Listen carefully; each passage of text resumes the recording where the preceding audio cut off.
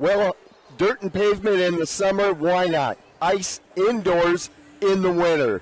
And that's what we're doing tonight. Good evening, everyone. Welcome to the World Championship Ice Racing Series, an international championship event live from the TaxSlayer Center in Moline, Illinois, along with Kyle Jackson. I'm Rob Hinckley, ready to bring you the 2020 Fire on Ice Thunderstruck Tour Round 5 from the TaxSlayer Center, brought to you by Dish TV and Done Right TV right here on Facebook, YouTube, wherever you're watching it. We're glad you're with us. You are in for a lot of heat. You are in for a lot of bad, fast equipment, and we're going to bring it all to you tonight. Round 5 of the Fire on Ice Thunderstruck Tour. We're going live down to the center of the ice. You can see right now, ice is laid out for the oval racing. You're going to have 5 classes of bikes and quads running tonight, including the youth, taking up 3 of those classes. And then actually 6 classes, I was going to start with 5. And we'll have the pro bikes, the pro quads. We'll also have amateur quads. We'll have youth quads, and we'll have youth 50cc bikes coming your way in just a little bit. We got lots to go through. In fact, 31 events. And this entire place will go dark here in just a few moments. And just wait till you see what happens next. And I tell you what, Kyle, we got to see these guys off the ice up in Dubuque at the Battle of the Concrete. Now slipping and sliding. Oh, yeah, it's going to be real fun to watch them actually out on the ice. I mean, obviously, that's their normal thing to do. So to get them chances out there on the ice and tearing it up should be a good time. We could see a couple world championships wrapped up tonight. Jeremy Orr, the rider out of Pennsylvania, on the Manufactured Cup bikes. He has won everything this year. He has won 4 races in a row, as has Tyler Allen on the Pro Quads, the Outlaw Pro Quads. He has won every single race, and for Orr, it has not been easy. In fact, the last race, he trailed until the last turn of the last lap and beat out 3-time champion Jake Mattia at the checkered flag. We have 10 of the Manufactured Cup bikes with us, 20 Outlaw quads, and we are ready to go dark, and then it is going to light up, and we are going to light up Facebook and YouTube, everything we are on with a whole bunch of racing. They allowed the amateurs in here, so we got a lot of local riders involved as well, and some of the local riders on the pro classes. So we will run through all those as well. We will get things rolling. The opening ceremony is about ready to take place. Kelly Jeffries down on the ice also with another camera angle. You will see 4 different camera angles tonight. We got one located right at the start-finish line. Kelly's got one in the infield. That will be a roaming camera. And we got another one just past the start-finish line going into turn 1, and plus our main camera up here right by section 115 here at the TaxSlayer Center. If you are not in this humongous crowd that we have and it's still filing in, we are glad that you can watch it right here on Done Right TV, brought to you by Dish and Done Right TV. Cold Cutter, one of the main sponsors of international championship events and the World Championship Ice Racing Series. They provide the studs that go into these tires. Folks, we are ready to rock and roll. Let's go down ice side.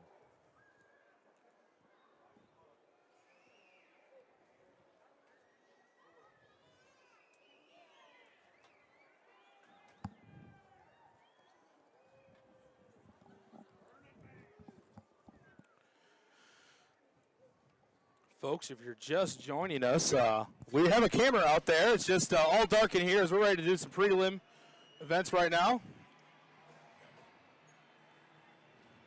And if you're just joining us, World Championship Ice Racing Series live from the TaxSlayer Center, Moline, Illinois. Great crowd on hand, and they're going to burn it down to start things.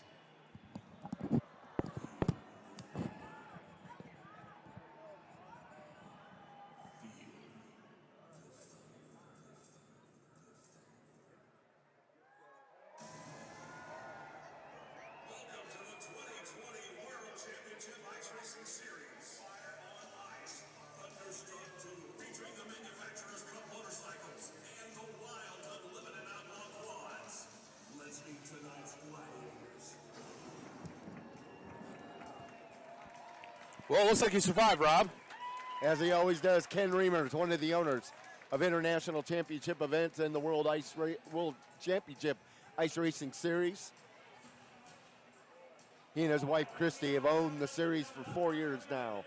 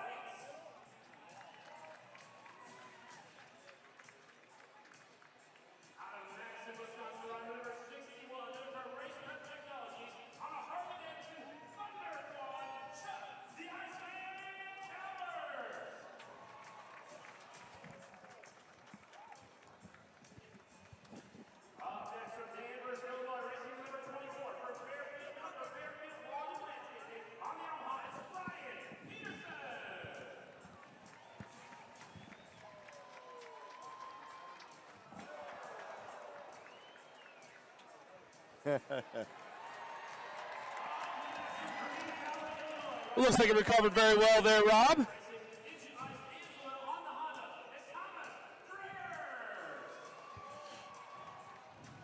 Folks, if you're just joining us, we are live at the Tax Slayer Center for World Championship of Ice Racing as they come down, and they're going to be the Fire and Ice Tour World Championships here. We have some tight races tonight, Rob, right? Yep, right now they're introducing the Unlimited Outlaw Quads, 20 of them from about 7 different states on hand tonight. On the bikes, you'll see 10 Manufacturer Cup bikes, but I tell you what, don't let the numbers fool you. They will go. Wait till the main events as they come on. Everybody in heat races, they'll run 2 heat races each, and then we also have our amateur and youth classes as well. And again, everybody out on the quads for Tyler Allen, and on the bikes, they are out after Jam and Jeremy Orr. Or out of Homeville, Pennsylvania. Tyler Allen out of Madison, Wisconsin.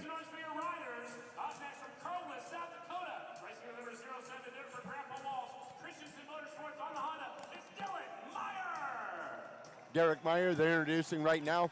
First time ever on the ice last Saturday night in Sioux City, Iowa. And he ended up on the podium, 3rd place finish in the Unlimited Outlaw Quad main event. From Chester, South Dakota, racing the number 5, good for Interlake Sports Center, TC Racing, Craft Racing on the Honda, it's Jacob Schilborough. Jacob Schilborough, another South Dakota rider. Have several of them. Here's one of our local riders, Jake Reeves, out of Davenport. Davenport, Iowa.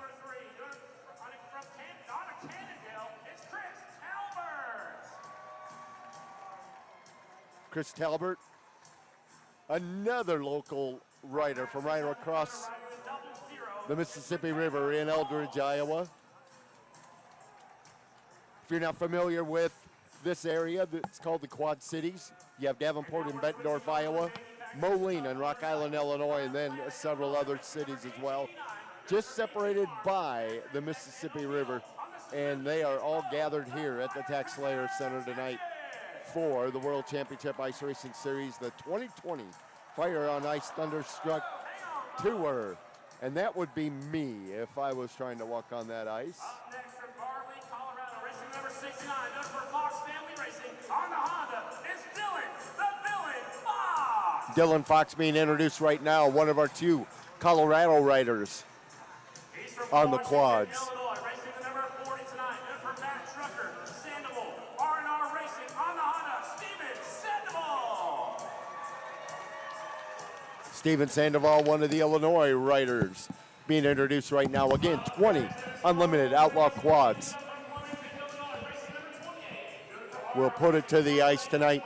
Now these bikes and quads, they do run studded screws. There we go, that's an entrance. on the knees. Next from Hastings, Michigan, racing number 15 on the Honda. It's Kurt Hacksaw Cheney. They run studded screws in the tires. They have a maximum of 100 that they can use. Pennsylvania rider number 4, done for RT Dump Truck Service. It is the old man of the bunch, Derek Phillips. Check.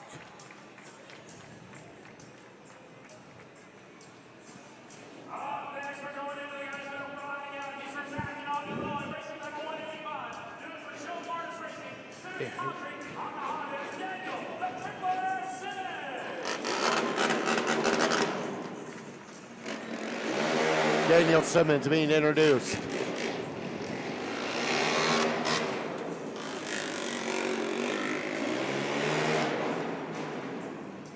That is what you're going to see tonight, folks.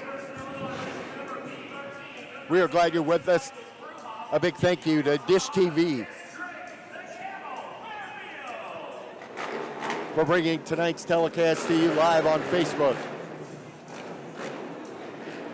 And a big thank you to Ken and Christy Reimers from International Championship Events and the World Championship Ice Racing Series. Tonight's telecast also brought to you by Dunright TV. Kelly Jeffries and Dunright TV in Davenport, Iowa.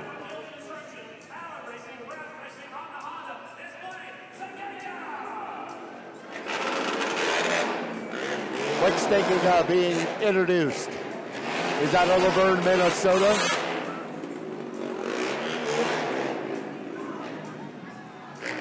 Well, he's on four wheels on the quad, but he also does some sprint car racing on dirt.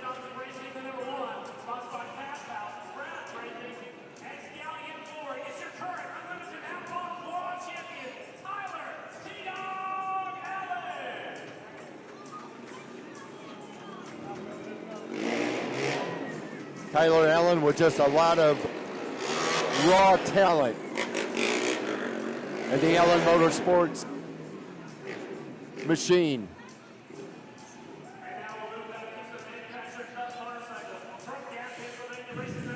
Now they'll switch over to the Manufacturers Cup bikes.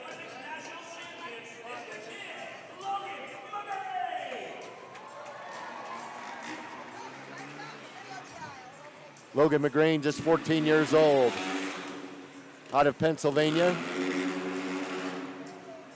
Well, this is basically their practice laps, right, Rob? And this is all they get.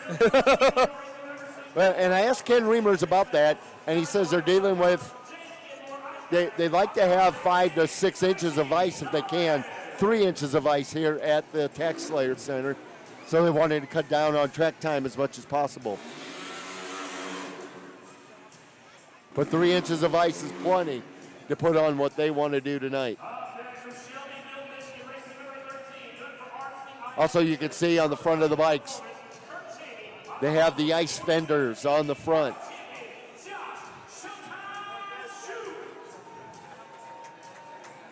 Manufacturers Cup bikes, only 7 make and models of machines are approved to compete. The ATK 450, in fact, all of them are 450s. The Honda CRF, the Husqvarna TC, Kawasaki KX, KTM 450 SX, Suzuki RMZ 450, and the Yamaha YZ 450.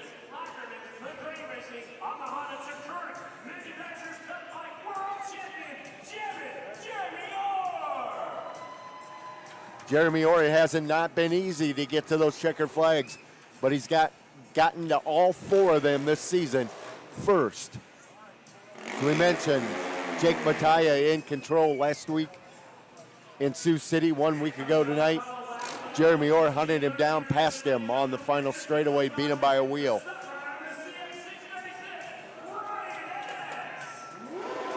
Ryan S. out there, the Wisconsin stunt rider.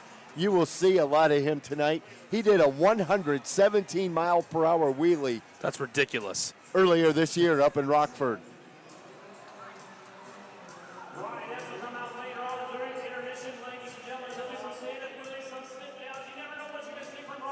Also tonight, along with Ryan S. and his stunt riding, We will have the ice limbo as well.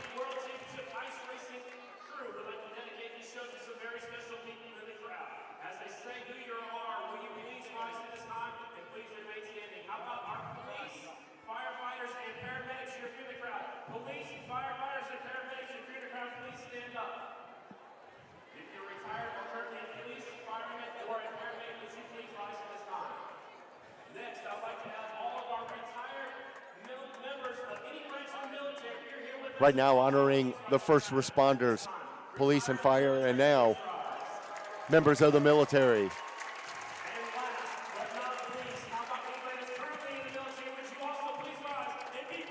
The veterans are now current members of the military being summoned to stand here at the Tax Slayer Center in Moline, Illinois.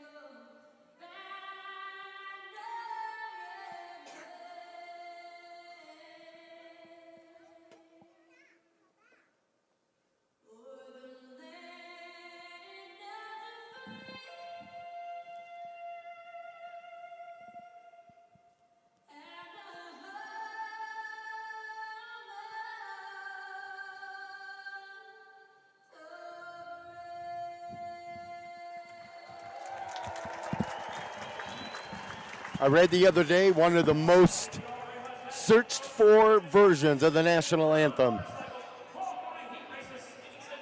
Looks like we're about ready to get things fired off tonight, Rob. They will. Everybody heading back to the pits. And the bikes will be coming out first. Going into tonight, jamming Jeremy Orr out of Homeville, Pennsylvania. He's also the defending champion. He is the point leader, could wrap up the championship tonight. Josh Shoup, they call him Showtime. He was the 2017 Rookie of the Year and the series champion. Currently second in points. And the Snake, Jake the Snake Mattia, three-time champion. Out of Blaine, Minnesota, third in points going into tonight.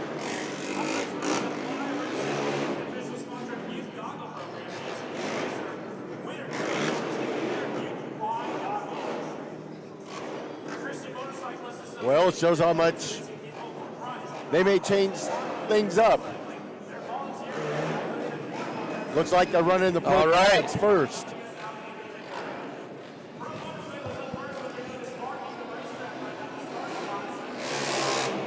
Nope, just checking things out. We can see we're on the starting camera now. Rob, we got that camera kind of right down on the wall. If this is a hockey game, we'd be kind of more worried about it. It'd be a little more body checking, but we shouldn't see any of that tonight. Not where that's positioned, but it's going to give us a great view coming down that front straightaway. Now the format that they have, everybody runs 2 heat races. They'll run them in the same groups. So the first group of heat 1. Now we do have Kelly Cam down there. We do. He's right down there right near the start-finish line as well. All right, first group of heat 1 will go like this. The number 13, the aforementioned Showtime out of Wayland, Michigan, Josh Shoup will be out there. The number 15, another veteran of the series. He also runs the quad regularly. He's out of Hastings, Michigan. Kirk Cheney, they call him Hacksaw, will be out there in the number 15. The number 40 is out of Washington, Illinois, Steven Sandoval. Running tonight, Steven, an electrician by trade. And finishing off the first group of heat 1, the veteran, he is out of New York. We got to see him up on the concrete as well. Kenny Dolan, Millbrook, New York. They call him the Machine. Had a bad run a week ago, finishing 9th at the Tyson Center in Sioux City. This is going to be a quick 4 laps. We're glad you're with us. Brought to you by Dish TV and Done Right TV. We're glad you're with us. The World Championship Ice Racing Series live from the TaxSlayer Center here in Moline, Illinois. Quick delay. Oh, we had to get some flags out there. Our official starter making his way to the start-finish line. He'll wave the flag, Marcus Solofro. Usually he and his brother Tommy tag team the flagging duties. Marcus checks things over right now. Now the race actually starts. You don't see a green flag. It's when that ribbon drops on the start-finish line. Here we go. It'll be a quick 4 laps. Shoup in the 13. Opens up. That advantage halfway by already. It'll be Kirk Cheney in second right now. Kenny Dolan in third. 1 lap to go in this first group of heat 1. And it is all Jake the Snake Shoup, or Josh Showtime Shoup, picking up the win. Finishes it off with a wheelie. That was quick. You were right, Rob. On the concrete, they ran 6-lap heats, if I remember right. I think they would. Now, if you guys want to watch the concrete race, go over to doneright.tv. You can still get the replay. If you didn't get a chance to watch it, it's like 3 hours of entertainment. I've watched it a few times. It's a whole lot of fun. It's a lot different than what you see tonight, so make sure to go to doneright.tv. Check out that live stream. Second group of Manufacturer Cup bikes, heat number 1, number 28. They call him Blazin' out of Bloomington, Illinois. Blake Svensson. He was the 2015 Rookie of the Year in this series. Also out there, 889. That's going to be Bo Tackett out of Atlantic, Illinois, and running out the field, the 69, the Colorado driver. They call him Dylan Fox. Oh, and somebody jumped. You saw the ribbon break.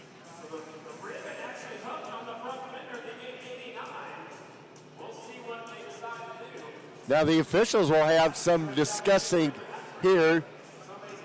Tom McGrain, our referee. The ribbon went up and actually hooked on one of the front ice fenders of Blake Svensson. That was quick. I was setting up some camera angle stuff, and I looked down, and we were already racing. Let me see if I can. They will rip right through this. Dylan Fox, number 69. He's on the outside there. He is out of Bailey, Colorado. It looks like they got a new ribbon.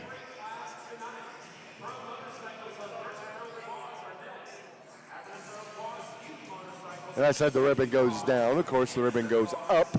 Yeah. As long as it doesn't get hooked Yeah, in one of the ice fenders. that would be problematic.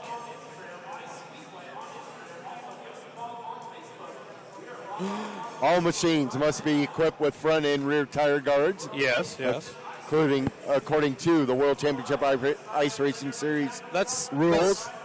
Now they can be plastic, fiberglass, Kevlar, carbon fiber, or metal. Hey, it's great to see. We got 88 of you guys watching out there. If you want to, make sure to hit that share button. Ribbons up. This will be another quick 4 laps. It's Blazing Blake Svensson, the Illinois rider. Couple bike length advantage. Bo Tackett, he is no newcomer. And now the 69 with some issues. Dylan Fox gets it restarted. He's about a half a lap in arrears as they come to the checkered flag. Blake Svensson will lead it all the way. Wheelies across that start-finish line.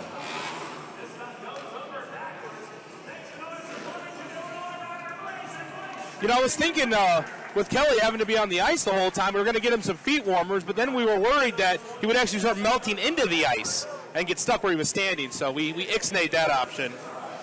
Probably a good idea. Third and final group of manufactured bikes. The Pro Bikes. Logan McGrain, the young man out of Pennsylvania. They call him the kid, just 14 years old.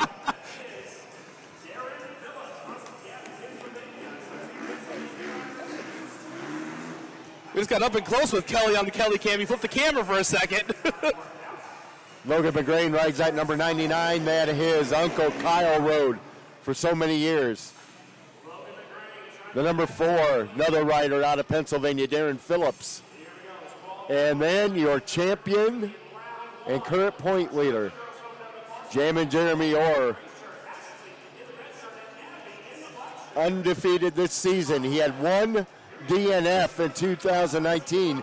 Otherwise, he was undefeated and still won the championship. Oh, another. Logan McGrain. They're going to call it good. Whoa! Dumps it. Or it goes up to the outside. Or and McGrain, they travel together. So McGrain picks himself back up. Trails now by about 2/3 of a lap. White flag for Jeremy Orr. Final time. I think Logan McGrain probably would have hung on to that. Yeah, I think he he would kept have the bike straight.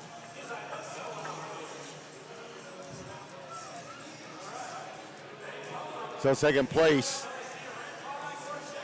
Well, we're 3 races in and two of the tapes out. So how many more times are we going to lose tape? Take your bets at home, kids. Yeah, didn't see it at all up in Dubuque when we No. did the concrete.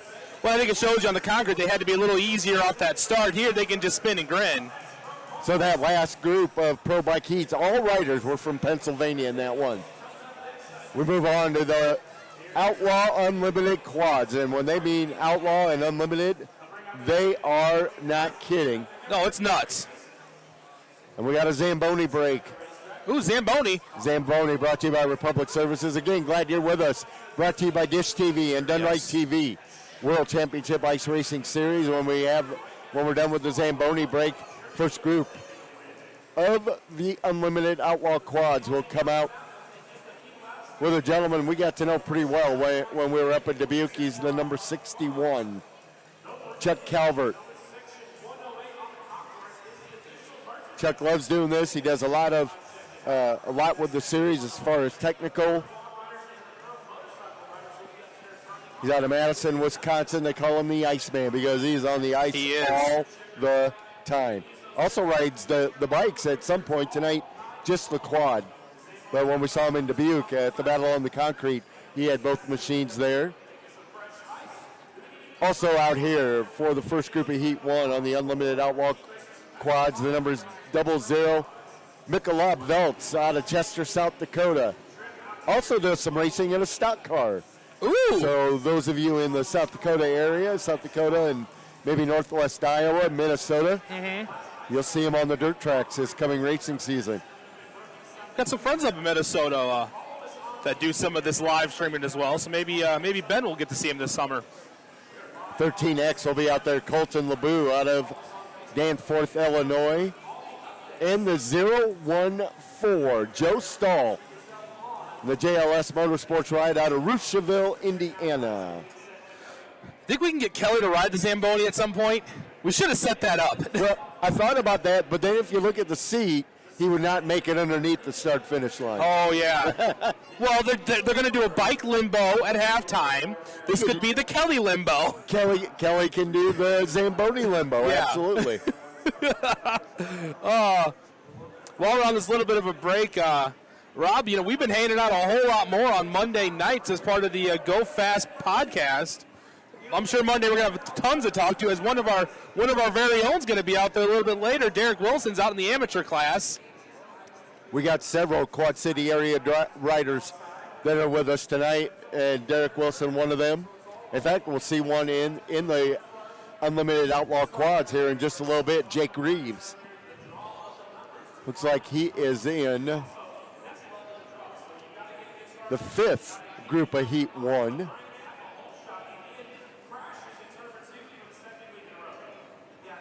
Also, Brad Pauley from Davenport, Iowa.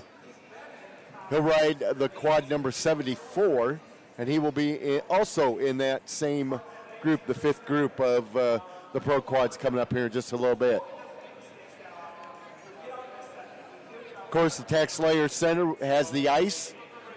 And now one thing you may be looking at, you may see the blue lines and you may see center ice, the red center ice line. Those don't have anything to do with the start-finish line. No. For tonight's racing event. They got the standard set up with the ice sign on top of it. That is where everything starts and finishes. And you might be able to see the orange line that referee Tom McGrain put across the ice. But the Quad City Storm play their hockey here Yes. at the TaxSlayer Center. And if you're local or if you just like hockey and you're within the sound of our voice, the Storm back home next weekend, the 6th, 7th, and 8th, right here at the TaxSlayer Center. And how about the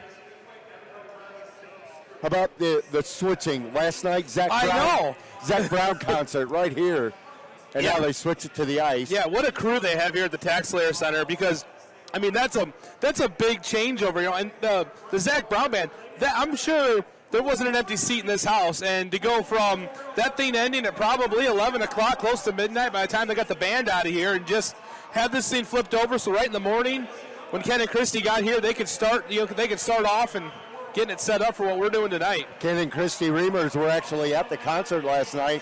Christy said Zach Brown Band had 12 semi-loads of equipment for that. That is absolutely insane. Now, I have been here during hockey season for a concert, and basically what they do, they put a covering over the ice and then plywood. So I remember sitting at the concert, I was on the floor thinking, my feet are getting cold. Yeah, it's pretty crazy how they can, they've been able to use this as all sorts of different events over the years, and now we have arena football back in town. That's always a lot of fun. Yep, Quad City Steamwheelers, they will be starting their season next month. Mm-hmm.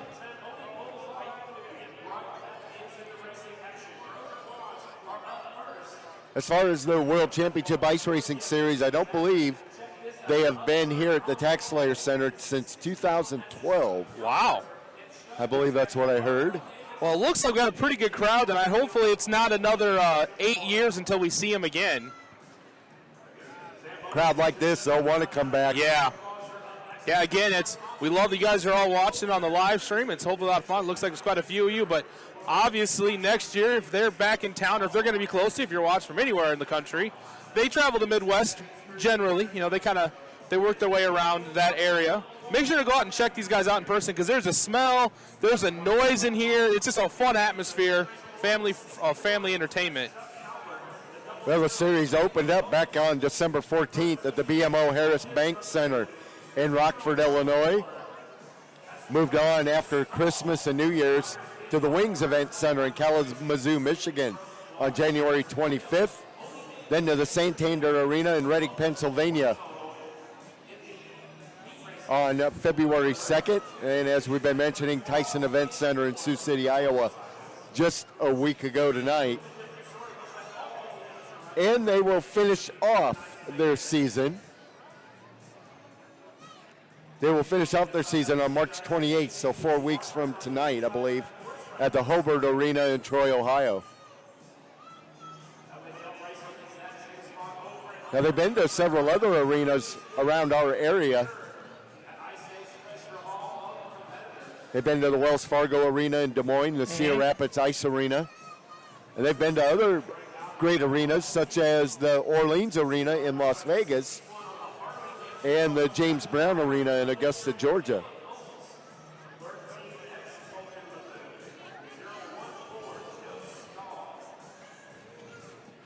Well, it looks like they're painting the lines back on the start-finish line down there, so looks like we're going to be going live here in just a few minutes again. Emily on the Zamboni is giving the signal. I'm going back in. So we'll get the Pro Quads out here for their first group of heat race number 1. Glad you're with us. Yes. Here on Done Right TV, brought to you by Dish.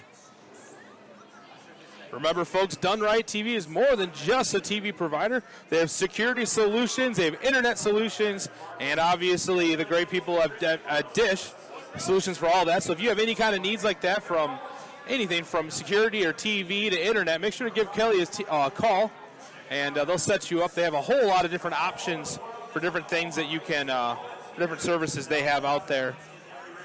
Did you see the video that we shared this morning on there of that guy that had that Ring camera, and he had a motion-activated sprinkler in the back of his truck because he was having issues with people checking things out. That was awesome. Guy was coming along on a little bike, pedaling himself along, doing something he probably shouldn't have been doing, turned the corner and got sprayed with water. So some of the fun that people have. But Zamboni's off the track, Rob. We're going to be going racing here. I'm excited. Again, we got the Iceman, Chuck Calver, coming up, but you can't miss his squad. It is bright orange. You will see that here in a second. Michael Veltz. There he is right there. The Iceman out of Madison, Wisconsin. Harley-powered bike. Watch his test start here. That was told to them in the writers' meeting. They could do that only their first heat. They could practice their whole shot, their first heat race out. Ladies and gentlemen, hopefully you're ready to go because things are going to get wild here with these outlaw quads. 13X.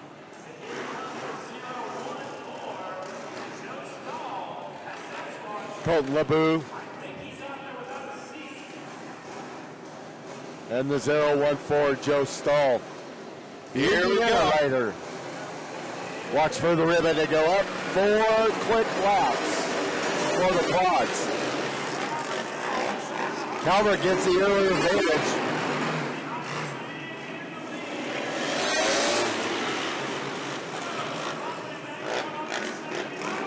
Well, and Calvert's ride dies coming up at turn number 2, so we got a battle up front. 014, Joe Stahl has the inside groove as they come to the white flag.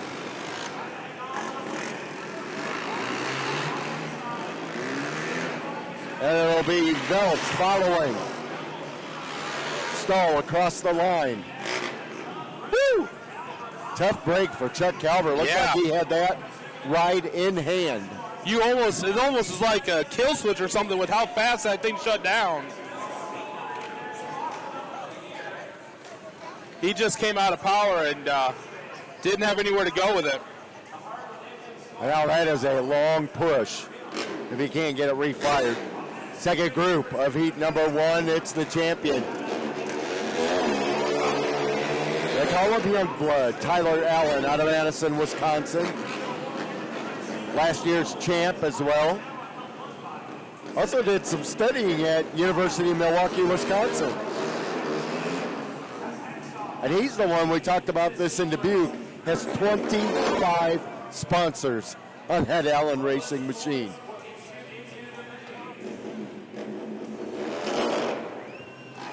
The number 7 out there.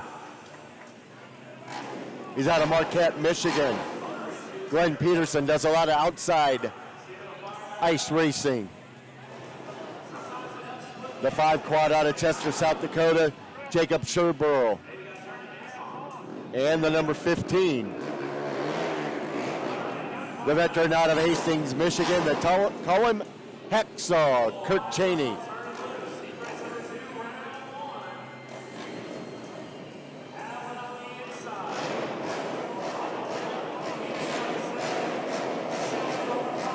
Marcus Salofro looks him over. Checks with everybody. Here we go.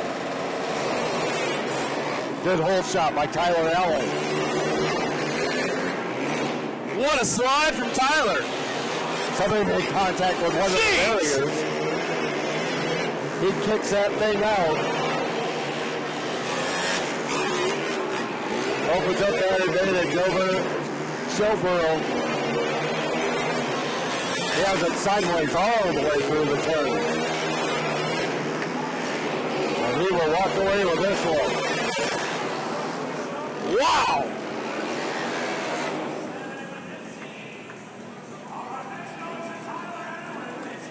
South Dakota rider Sherborough gets second. But Tyler Allen on a mission once again. So we go to the third group of the Outlaw Unlimited Quads for Heat 1. Chris Talbert.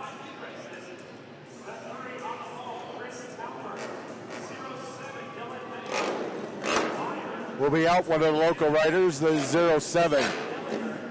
Another South Dakota rider, Dylan Meyer. He's the one, first time on ice 1 week ago. Finished on the podium in the feature. 22X out at Brantford, Illinois, Sam Nellinger in this group. And the 35 out of Laverne, Minnesota, Blake Stengiga.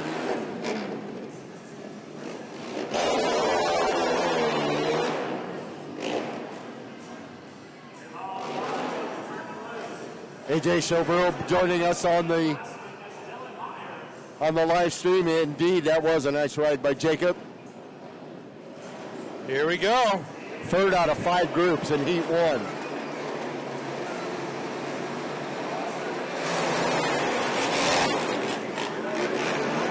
Contact! Oh, lots of contact. Everybody comes out of it unscathed. And it's Stengiga in the 35. He drives sprint cars, so he knows how to get that tail end out.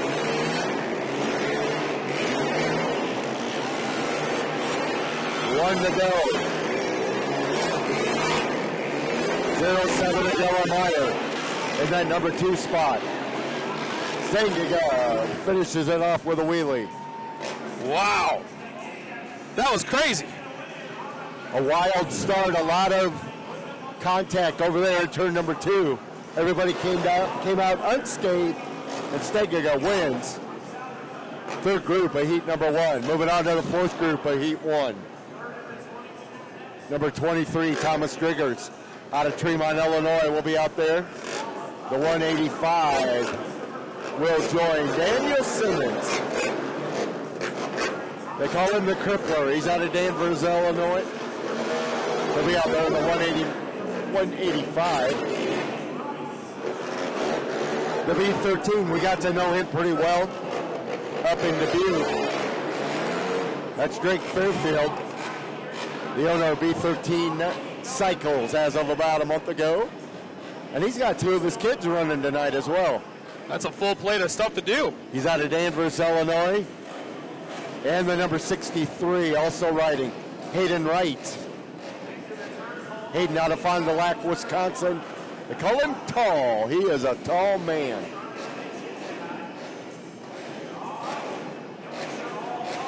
So Marcus Salofro, the official starter, takes his spot, double checks with everybody, make sure they are ready to go. There's the Kelly clip. And up. Goes the ribbon. Drake Fairfield, and that beat 13.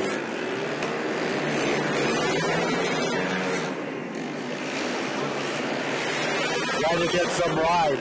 In the corners is Driggers under 23. Good battle there, second, third, and fourth with one to go.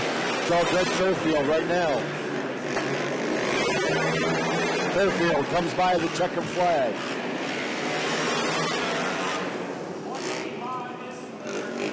Driggers will get second. Daniel Simmons third. They take their cool down lap. Final group. V race number 1 about ready to pull out.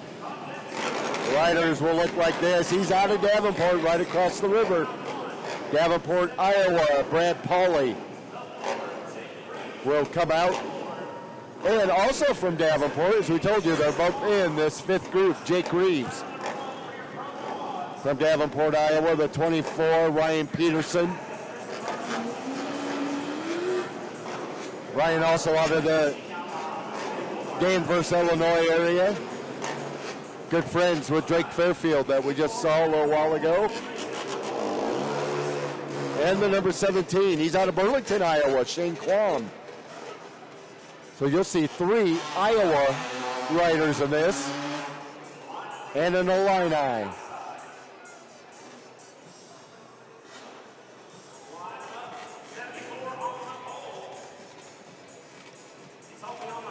'74.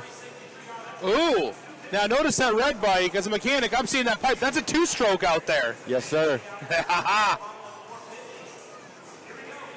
Brad Pauley also not as much power, but he thinks he can do well on the ice. And it's the Illinois driver. Red flag comes out. Ooh, I hear that brapping out there. Red flag flies. We're going to have a restart. Looked like the 17 of Shane Quam did not come up to speed. Well, now that I look at it, Rob, there's a few 2-strokes out there.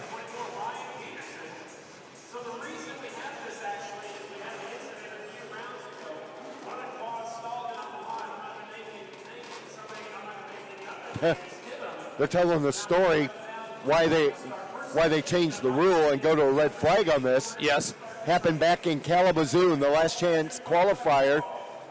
Our buddy Ken Reimers came back around and collided with the quad that was dead. That was dead. Now, he does have to start in the row back there. Yes, he does. Starts in the second row since he caused the red flag. And we're doing this again. This time Peterson did not come up to speed. Oh, there'll be a pair of them back there now. They're gonna have buddies. Yep. Now wait. Now that it wasn't his fault, does he get to come back up to the front? Does he have to play with them, or does he stay back there? He's going to stay in the back. Yep, 2 in the back row. The officials say Peterson went through the tape, so he will be. That's for those at home. That's the 3rd time, correct? 3rd time to the tape. How about that? Again, if you're watching at home, if you're on Facebook, make sure to hit that like button, like Done Right TV. We do all sorts of crazy stuff going live. Make sure to do that. If you're on YouTube, this is huge. Make sure to hit that subscribe button, ring the bell, so you can find out whenever we're going live. If you're on Facebook, do us a big favor. Pop over to YouTube real quick. We're on there live too. Or wait till it's over. Search for Done Right TV. That's our YouTube channel. Make sure to subscribe. That really, really, really helps.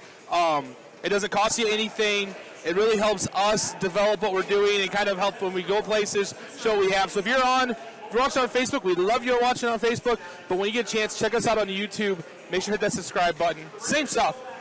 Sometimes it's easier to cast on the TV from YouTube as well. So if you want to watch, tie your phone, you want to watch on your big TV, check us out on YouTube. We're live on both stations. All right, Rob, are we gonna go third time's the charm? Hopefully, 3rd time is the charm. There's our front stretch cam. You see them lining up. You'll have 2 in the front, 2 in the back. And we'll try it again. So for all the other races, we zip through the 4 laps. Yeah, this has been... can't get this one started. I'm almost thinking this is like a sport mod race. For those stock car fans. Again, brought to you tonight by Dunright TV Yes. and Ditch TV. And this was a surprise. We just sprung it on you. We're good. Clean start this time. Watch Peterson. That's the red, white, and blue machine in the 24. The forward, Jake Reeves, current leader. He's got that left front up. Peterson trying to close in. Let's see what happens. Last couple of laps. Peterson really drifted there in turn 2. This is going to be Jake Reeves, the local rider.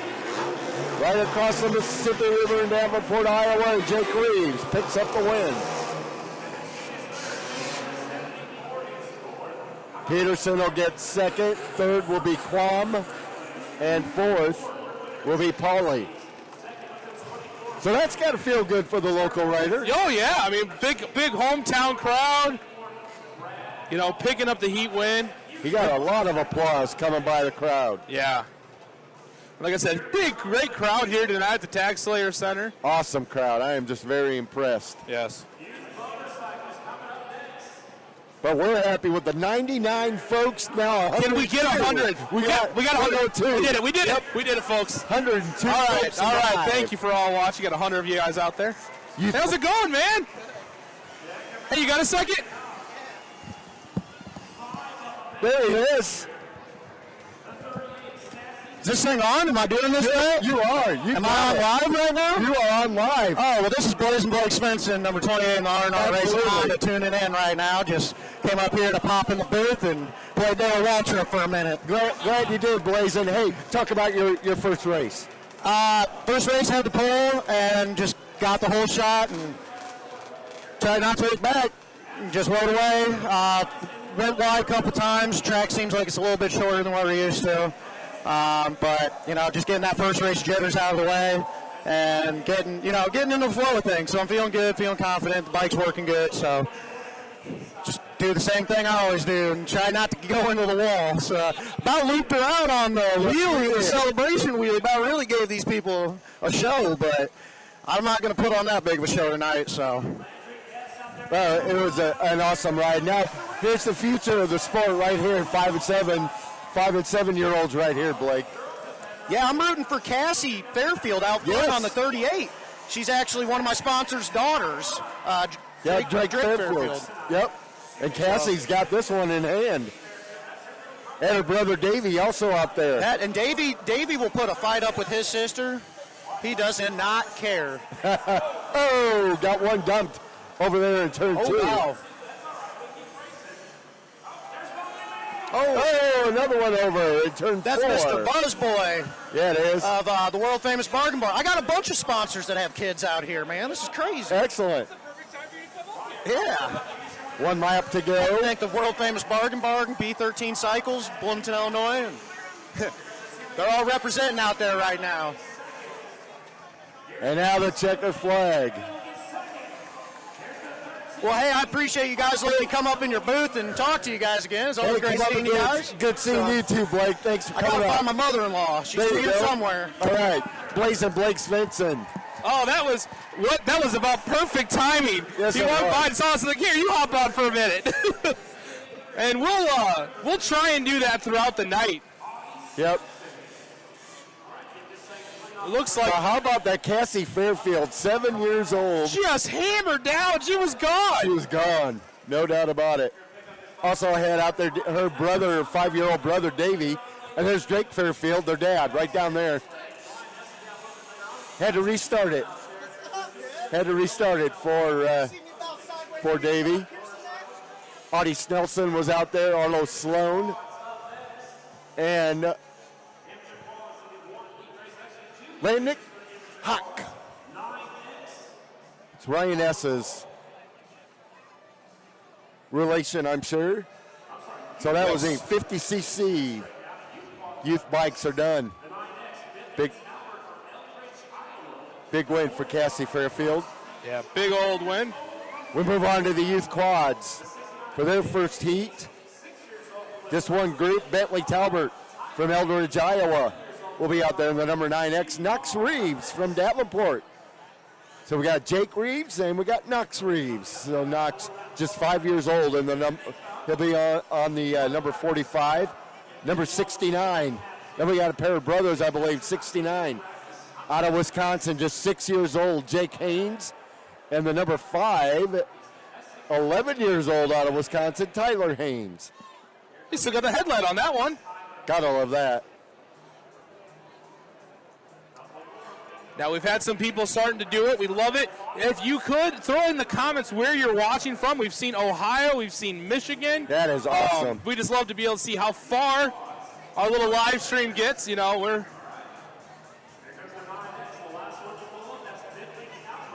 Again, everybody goes through one heat, and then we go back and do it all over again. Woo! For heat 2. So if you're just joining us, you really haven't missed too much yet. And you missed some good stuff. You're going to want to watch the replay later on, but here we go. You've missed 9 events, and we're doing 31, so you haven't missed a whole lot. Jake Haynes, the 6-year-old out of Wisconsin. Look at him slide. Tyler Haynes right behind him. Oh! Using the lower side, trying to close in. Tyler's the bigger brother. He's 11. Lap 2 in the books. Now, there we go. Up. Now maybe Tyler can make the pass, and he does. Coming to the white flag. 1 to go. I don't think Jake's going to take that one laying down, except he got wide again in turn 2. Jake Haynes works the handlebars and picks up the win. So Tyler Haynes wins, Jake Haynes second.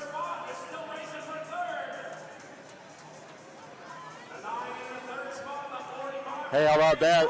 Bentley Talbert is going to take third, followed by Knox Reeves. Knox got 4th place, but he's the youngest rider out there at age 5. Wow. Again, we've said this before. I can hardly tie my shoes at 5, let alone be racing on the ice. We said that about concrete. Yeah. And now they're on ice. I mean, it's a proven fact that at age 7, I couldn't drive a riding lawnmower without running into my dad's truck. That's a story for... Oh, here we go. Hey, Adam Weckel is on. Hi, Adam. And you're going to see Derek Wilson right now. The amateur quads coming out. We're going to be hearing from Adam this Monday night, correct? Yes, we are. What a story he has to tell on our Go Fast podcast on Done Right TV Facebook channel and YouTube channel. 69 of Matt Gomez out of Alliance, Illinois. Good Lord, that's a utility quad. How about that? No wonder he has 3 numbers. It's big enough. It's kind of... 94 out there. Adam Fitcher out of New Boston, Illinois. There's our man. With 034, Galen Pittner out of Galveston, Indiana. Actually, it's pronounced Galveston, Indiana. Matthew Adams in the 73. Here we go on the outside. D-Rec Wilson.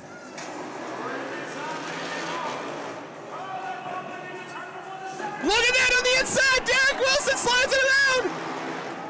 Wilson takes the early lead. Only 3 of the quads made it. So Wilson will lead lap 1. 69 of Gomez. Trying to get some traction.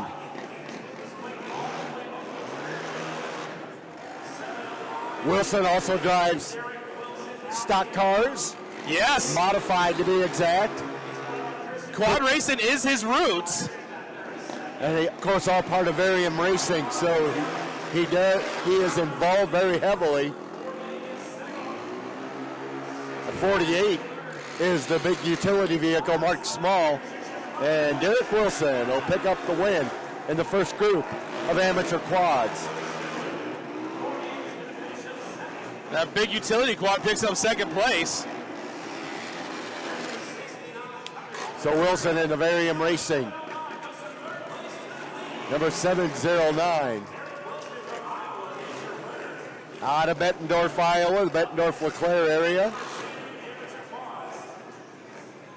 All right, amateur quads. Second group of Heat 1.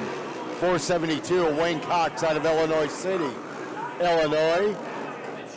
The 41, Alec Cooley out of Clinton, Illinois. The 94, Adam Fitcher out of New Boston, Illinois. The 14, Zach Haynes out of Wisconsin, just 15 years old. Saw the other Haynes earlier. And the 73 of Matthew Adams, another Illinois rider. So 4 Illinois, 1 Wisconsin. How did the math work out for this one? We had 3 in the first, we had 5 in the second heat. Had 1 scratch in the first. Oh, okay. Yep. I was going to say, who's excited? Lots of congratulations coming across our feed for Derek Wilson. Absolutely. A lot of orange in this one. The amateur quads. It's the 41 of Alec Cooley. 14 of Zach Haynes, a Wisconsin rider. Currently the runner-up.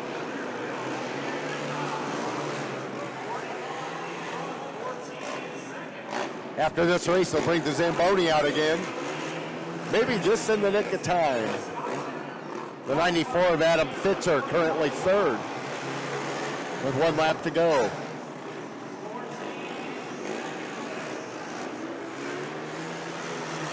Fitcher trying to get the back end to work on that. He's got a big old push in that quad. 41 of Alec Cooley comes home with the win.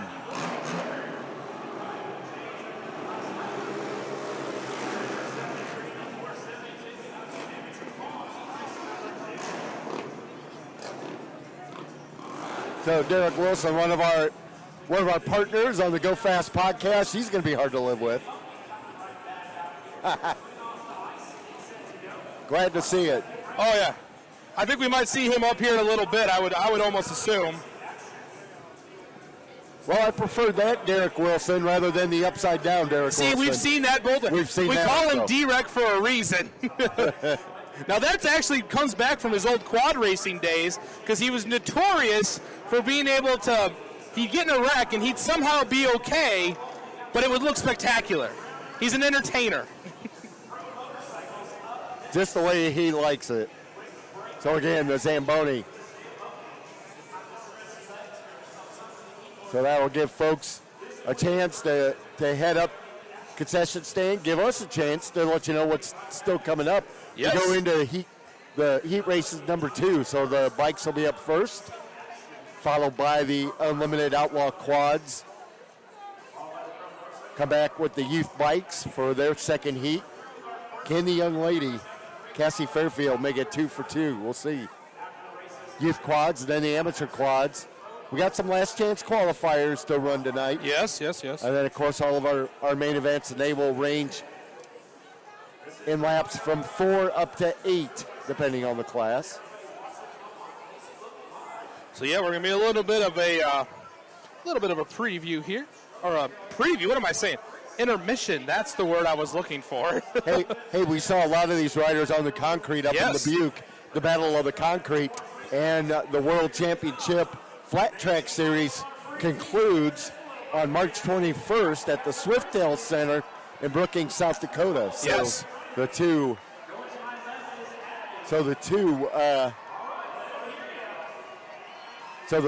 round Flat Track Series concludes Brookings, South Dakota on the 21st. Very next week, they'll be at the Hobart Arena back on the ice in Troy, Ohio. And we got a shout out from Troy, Ohio a little bit ago. Yes, we did.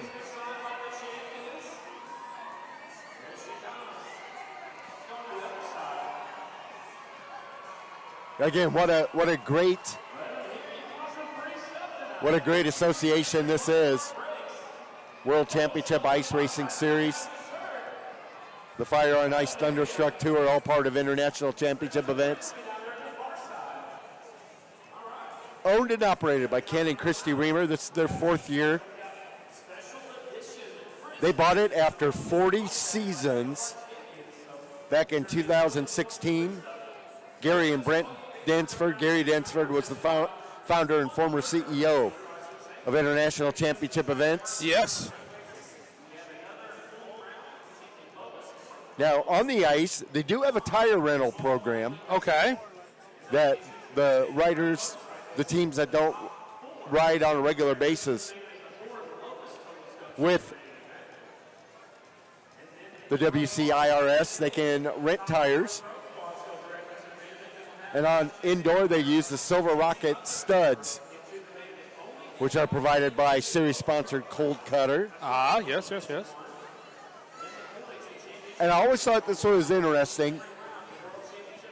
Tyler Allen was the first one I saw on the ice today. And he, wherever he goes, whatever arena he goes to, he takes a picture of the ice and then goes back to his pit area and deciphers what he sees and sets up his night of racing. And so far, so good as he picked up a seat race. Yeah, I mean, he came out and he was throwing it more sideways than we've seen anybody tonight, and it was making it work, you know.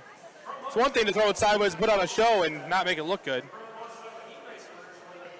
And Ken Reimers told us on our Go Fast podcast that you will see nobody throw it sideways like Tyler Allen does. Yeah. And he was not kidding. Yeah, that was seeing it for the first time in that first corner. I was like, oh, that's what he means.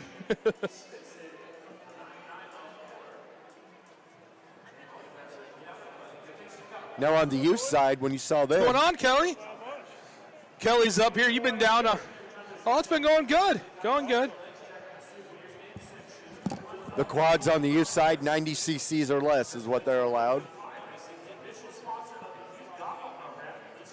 And the winners tonight in all of the youth classes, the quads and the youth bikes, they'll pick up a pair of Fly Racing goggles, courtesy of Fly Racing, one of the sponsors of the World Championship Ice Racing Series.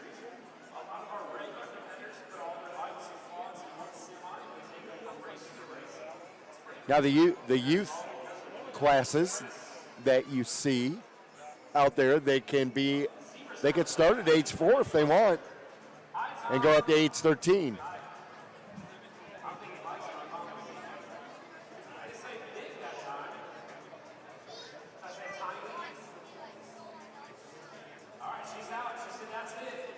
Also, the officials doing some work down on the track. Again, don't forget to tune in on Mondays for the Go Fast podcast, live on the Done Right TV, YouTube, and Facebook channels.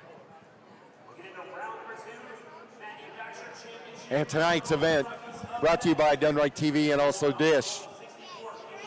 Dish, a great sponsor of Done Right TV's motorsports efforts, and we are glad to have them aboard, and we thank them. Yeah, we really couldn't do, obviously, legitimately couldn't do what we've been doing without the support of Kelly and his whole team. But to just be able to kind of come in and have a lot of fun with stuff and not have to worry about, little stupid stuff going on, we got a lot of support from. Sonny's not with us tonight, but he's with us in spirit, helping us out with a few things. Yes, he is, by golly. Oh, my gosh, yeah. And Tom Feller just joined in. Hey, Tom! Hi, Tom. And you're asking how many more races? 19 more events yet to go. So we have if you're just joining us, don't worry, folks, and don't worry. As soon as this show's over, you're going to be able to go back and watch the whole thing, so you can kind of figure out the storylines. But we got bikes on the track. Rob, who's out there?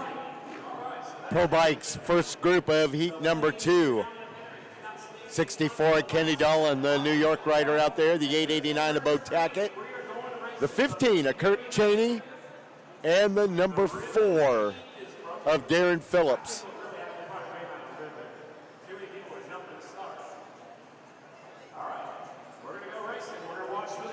So they redrew. They're in a different group than they were in Heat 1.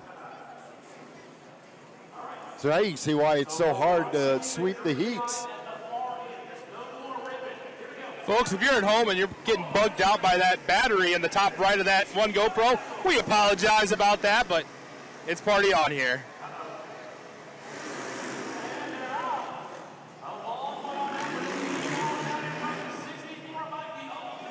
And I believe we ran out of ribbon, so they started without the ribbon. Dolan with the early advantage. He's out of Millbrook, New York. He's had some health issues in the past, but right now he is looking strong and mighty. And he's going to pick up the win. Heat race number 2. Bo Tackett gets second, the 8.89, and Kirk Cheney, the veteran in the number 15, gets third. That is another just quick 4-lapper. Group 2, just 3. The 99, Logan McGrain, the kid out of Michigan. Number 69, Dylan Fox. And number 13, Josh Shoup, who won his first heat race. McGrain dumped his bike in the All-Pennsylvania first heat that he was a part of.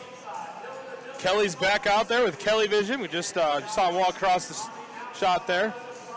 Always willing to put himself in danger for the sake of the camera. McGrain on the inside again. That's where he was in his first heat. But look at Shoup battling on the outside. Shoup does a crossover. What a move. And Shoup now the leader over McGrain. Oh, McGrain goes down again. Wow. McGrain currently 5th in points.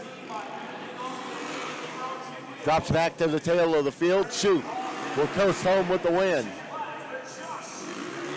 Dylan Fox. They call him the villain.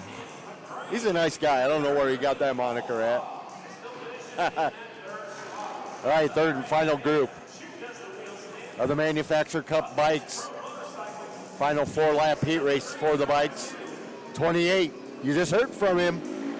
Blazing Blake Svensson out of Bloomington, Illinois. He's going to be out there. The number 40 out of Washington, Illinois, Steven Sandoval. And the 1. Wow. This guy is magic. Oh, yeah. Out of Holmville, Pennsylvania, jamming Jeremy Orr. Might as well call him the magician. But he's not out there yet. Oh, there he is. There. He got down to the racetrack.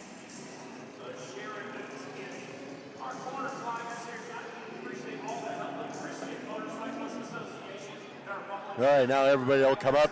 Now you can see, like we mentioned, the last heat, there's no more ribbon. So they are going off the stoplight, which is down in turn number 1, I believe. I think you can actually see that right on that shot there now. Yeah, you can see that. See how it says red now? When that's green, they go.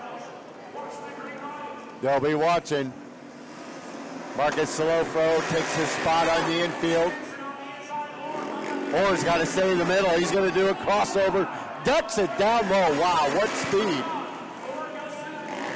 I think it's by Svensson. Orr opens up that advantage. He almost diamonds the inside of the corner. Up Svensson. Ride is killed. Orr goes around him, takes a checker flag. So Sandoval will get second. Tough break. Was a tough break.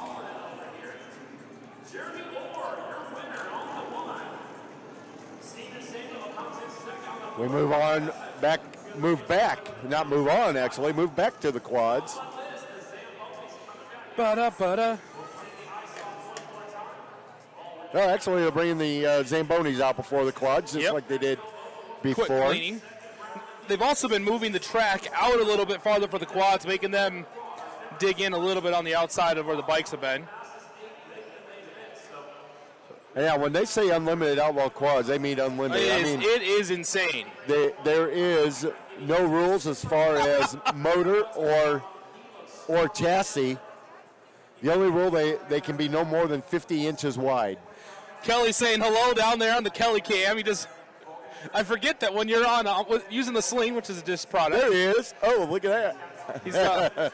He can tell when we're on his shot. So he decided to flip it around and give a wave. Again, thanks to Dish and for helping us be out here tonight. They stepped up and sponsored the live stream. So again, if you guys are watching and enjoying the show, make sure to, if you have an opportunity and you've been thinking about what TV service to go with or any other products, because, Dish is more than just satellite service. They have all sorts of other goodies they can have. Make sure to give them a call and make sure to go through Done Right TV. Well, and the biggest thing that Kelly's had a lot of success with here recently on the Done Right is the internet. Yeah. He's been able to do that. What does he call it? I can't think of the product. Oh yeah, I'm the same way. I always call it. I just tell people call Kelly and ask for the internet that you plug into a wall and you get internet. 'Cause that's what we're using tonight. We literally plug it into a wall. We have internet in here, and it's good enough internet that we're going live at 2 different streams. So. And he's also been doing a lot of service in bigger homes where the internet it does not carry through the entire house. Yes. And he had a friend of his down in Florida that he just helped. And yes, he does travel. And he went down, 4,000 square foot house. Not only, they had to have their offices right by where the internet was, but now they can sit out on their deck out by the pool, down by their boat, and still get internet from their home. So amazing products. Yeah, definitely. That Done Right TV can bring to you.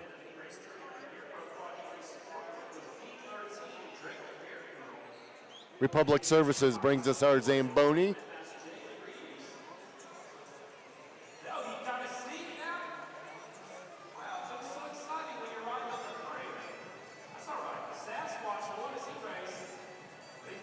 So we'll be bringing out the quads again for their 5 groups of quads. So this first group.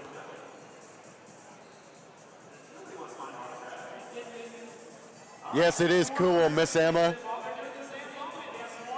This is cool stuff.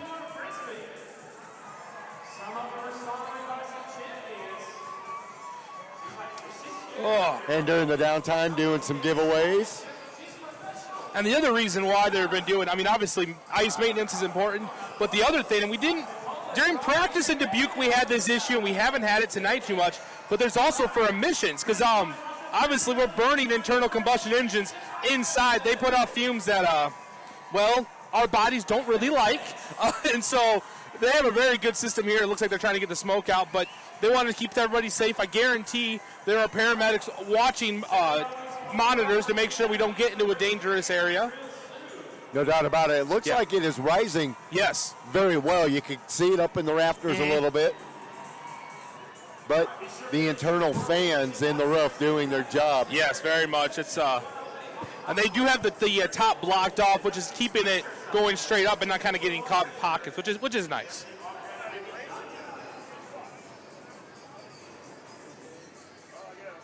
All right, first group of Heat 2 for the quads coming out. We will see number 5, Jacob Schoborough, the South Dakota rider, he got second in his first heat race.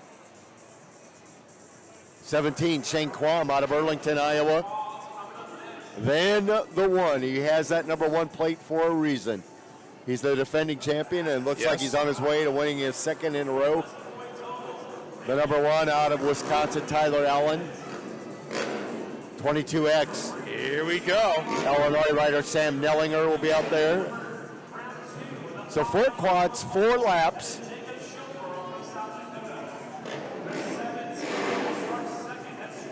Looks like we're going to be tape-free again. Yeah, I think they used up all the ribbon, I believe.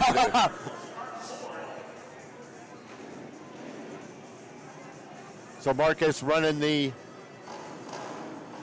chalk line across the start-finish line. Again, we mentioned this earlier, the hockey blue lines and the hockey red center ice line do not play a part. No, they're not. In this.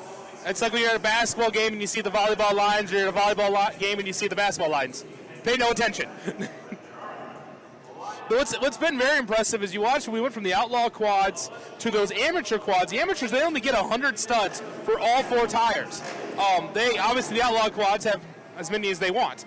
And so to see the kind of grip and the slip in and slide, and it really showed you how slick it really is out there.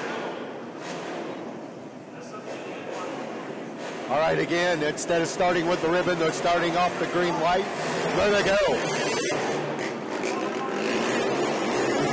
Joe Burrow gets a good jump. He's using the inside. Tyler Allen up top. Wow. Still didn't make it all the way to the bottom. Now he will.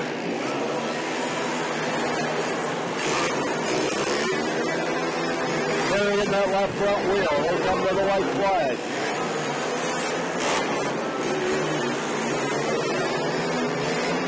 Did not matter that he goes a little wide on turns 2 and 4. Joe Burrow was right there, though. It wasn't easy. Wow! Got the fist bump. Here we go. Tyler Allen has done it again. Do some hometown wheelies here, maybe for. Oh, I was hoping to catch it. All right, here we go. Second group, Jake Reeves will be in the 4. 63, Hayden Wrights.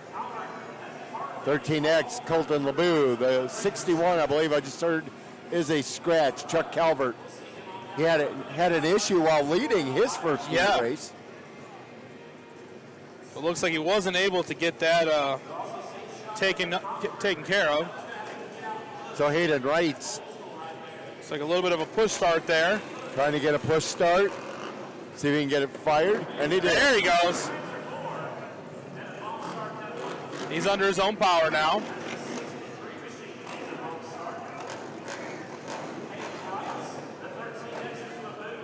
So Wrights, the Wisconsin rider, makes it to the line. Again, don't forget, folks, you're watching at home and you haven't already, tell us where you're watching from. We really appreciate that. And make sure to hit the share button. Share with your friends and family. You know they want to watch this. Tom Feller just called Kelly Sasquatch. Probably true. Very true. All right, starts on the green light for 4 laps. Even with the wheelie, Wrights with the advantage and opens it up quickly. Checks out somewhat on the first lap.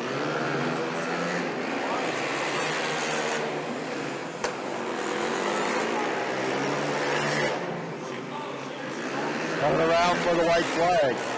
Jake Reeves hanging in there. The Davenport, Iowa rider currently in second. There's a wheelie for the winner, Hayden Wrights. Out of Fond du Lac, Wisconsin, picking up the second heat win. So we've had a variety of winners. Not too many of them are doubling up. Third group of pro quads, the Unlimited Outlaw quads. Number 3, Chris Talbert, Quad Cities rider out there. 00, South Dakota rider, Mikla Veltz. B13 of Drake Fairfield picked up the win in his first heat. And the 7 of Glenn Peterson out of Marquette, Michigan.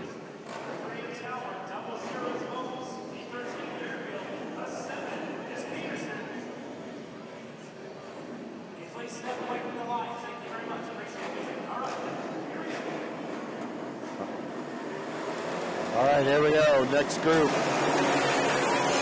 Taking off a bad start there for the 3 of Talbot. And Fairfield wants to double up as he has the early advantage.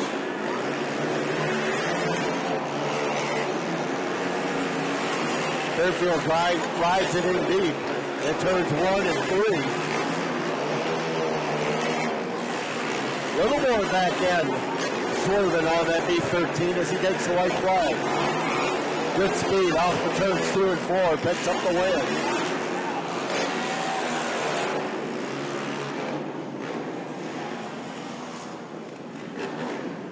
So Drake Fairfield doubles up. So the Fairfield's having a good night. Dad has won both his heats, and Cassie, his daughter, won her heat in the youth bikes. Fourth group. of the Unlimited Outlaw Quads. The 07 will lead them out.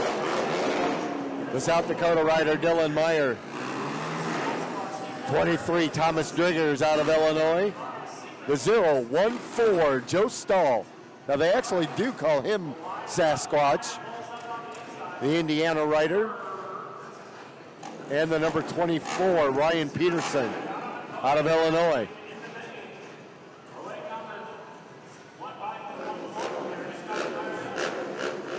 '23 at Driggers. Killed his ride coming out of the pits, has it refired. He'll pull up on that front line. Fourth group of heat race number 2. About ready to go green.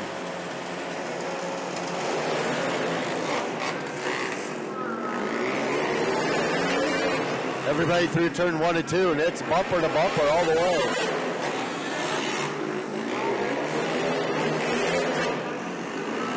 Nice job by the 07.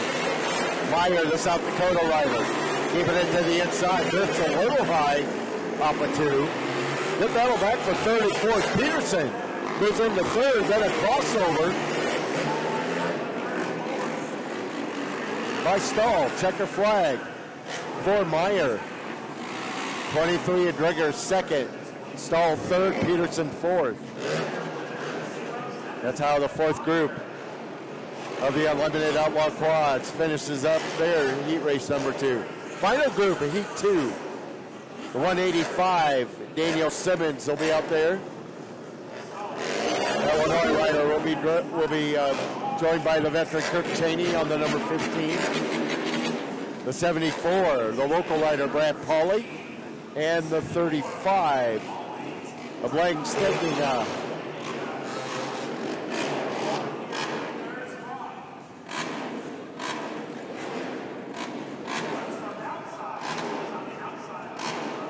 Rechalk the line. They'll line up these last 4.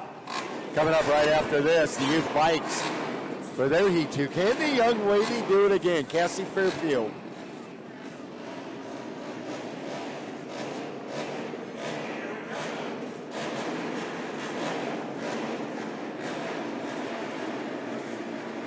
Before the races started, the pro classes had a pit party with the fans. Well, that didn't work out. Yep, Kirk Cheney with the false start. So we'll try it again. So he'll go to the back row. I mean, that was a beyond a false start. Several wheelies to start this one. Stedinga, Minnesota rider. He won his first heat race too. Well on his way to winning his second.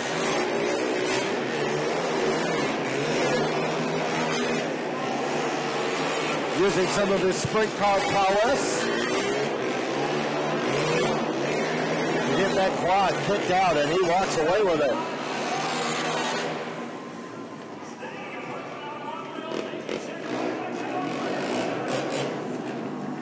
Celebrates with a wheelie. Young man out of Luverne, Minnesota. Drives a 305 sprint car. Ooh. Over at the famed Dueling wheelies Jackson there. Motorplex. All right, pro class is done with their heat races. Here come the youth motorcycles. The 105. Landrick Huck. Landrick S. out of Wisconsin, 7 years old, will be out there. The 13, 7-year-old Audie Snelson out of Illinois.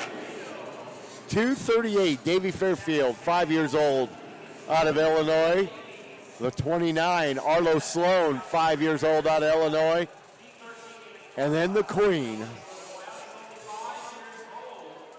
out of Danvers, Illinois, the 38 won the first heat race, Cassie Fairfield. This will be fun, 50 cc's. Another big start, Cassie We'll call it. Fairfield. Cassie actually ran with the GNCC last year as well, at least at one event, the event over in Crawfordsville, Indiana. And there's proud dad down the infield, Drake Fairfield, watching his daughter already start to lap the field. Cassie will come around 4. White flag. We'll call her, well, she's not old enough to be a queen, but we'll call her Princess Bike. Yes. Cassie Fairfield. Picks up both heat wins. And gives a little wave coming off of turn 2. She's going to get used to this. She's a good rider already. Rides in a motocross league down in the Bloomington, Illinois area indoors. Oh, wow.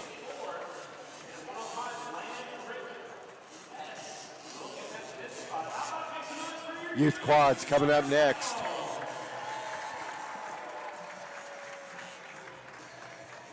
Coming up for their second heat, the number 5, Tyler Haynes.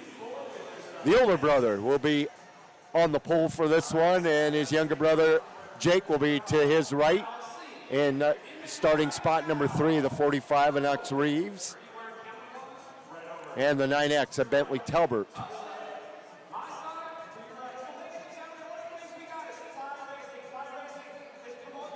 Keith was asking if the heats are posted somewhere online. I do not know if they do that, if they've posted that online or not, but I will check on their website. They might post results after the race is over. And also the Facebook page. They're really good about posting the pro results anyway.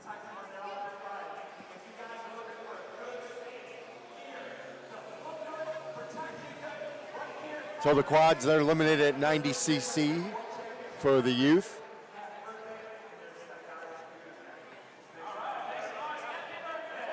Now notice on that blue quad, doesn't look like that's a factory front end on that thing. Maybe a little aftermarket. Well, it might be factory on a bigger bike.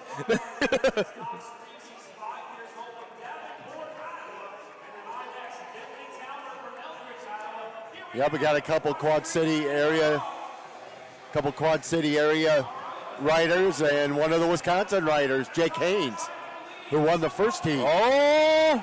Going side by side with his brother.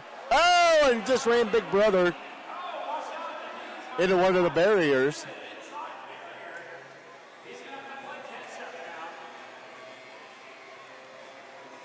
Jake Haynes, just 6 years old. Meanwhile, Tyler Haynes catching back up with the field. Almost a full lap advantage for Jake Haynes. Fun to watch these kids. Oh, yeah. Tyler doing a great job on that quad. He'll come home second. Jake Haynes doubles up.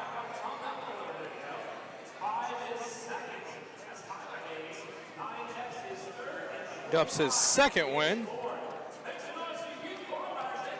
Bentley Talbert from nearby Eldridge, Iowa, comes home into the number 3 spot. Yes.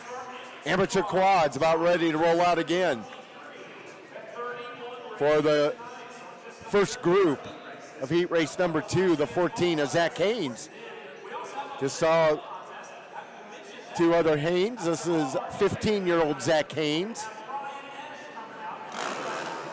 69 of Matt Gomez will be out there, 30 years old, out of Eliza, Illinois. The 94 of Adam Fitcher out of New Boston. And the 48 of Mark Small, another Illinois rider.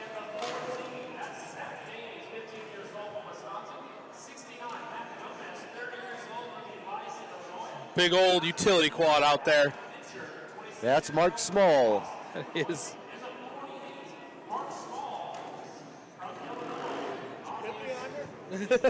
So it's interesting to see some of these riders in full gear, some of them just in jeans and a sweatshirt. Yeah. It's almost like watching old school tractor pulling where they were just a 3-foot dead man throttle and a seat hat. They only have 100 spikes. Can't be that bad, right? Yeah, that's true. Our 23rd event of the night. So we've ripped through them. Here we go.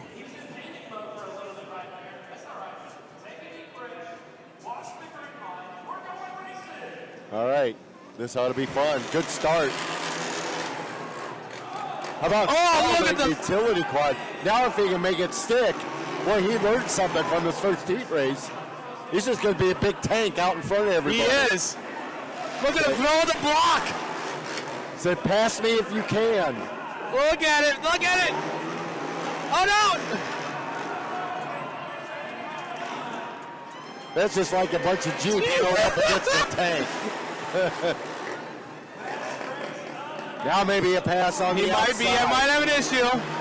Now can he get it back to the throw it inside? in. He's got to get it down lower. He's up in the loop. He's got to be close. 1 lap to go. Oh. It's a 69 of Matt Gomez. How about this? 3 wide for the lead off of turn 2. Oh, no. This is real. What a race. Matt Gomez. Wow. That was very entertaining. That might have been one of the most entertaining ones we've seen tonight. On the inside, I was rooting for Mark Small and the big utility vehicle. That was like a tank blocking a bunch of Jeeps. That was fun. That was fun. When they were talking about the amateur class of 4, and they said, get a lot of locals out here. And they drew 9. Second group of Heat 2. Derek Wilson in 709. He won the first heat. The 034 Galen Pittner out of Galveston, Indiana. Looks like Derek's going to try and take that inside. 472 Wayne Cox out of Illinois City, Illinois. 73 Matthew Adams. D-Rec getting the start on the inside. And the 41 of Alec Cooley. Yep, they drew for positions, both heats.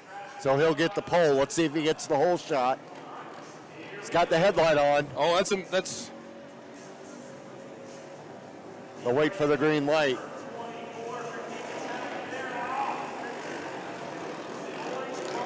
Best start this time, I believe that's Alec Cooley, the 41.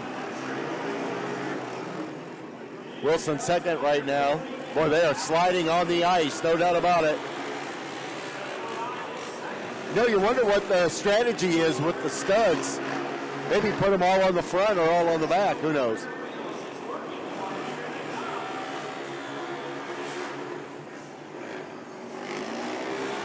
Now they'll come around for the white flag.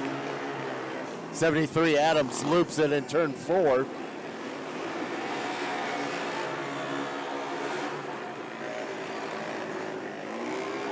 One lap to go. Oh, and Adams spins out this time to turn 2. Oh, no! Derek Wilson spun out, coming off of turn 4, but he corrects it. He's got it. And gets across for 6th place. He about D-Rec'd himself right there. 472, Wayne Cox in the number 3 position.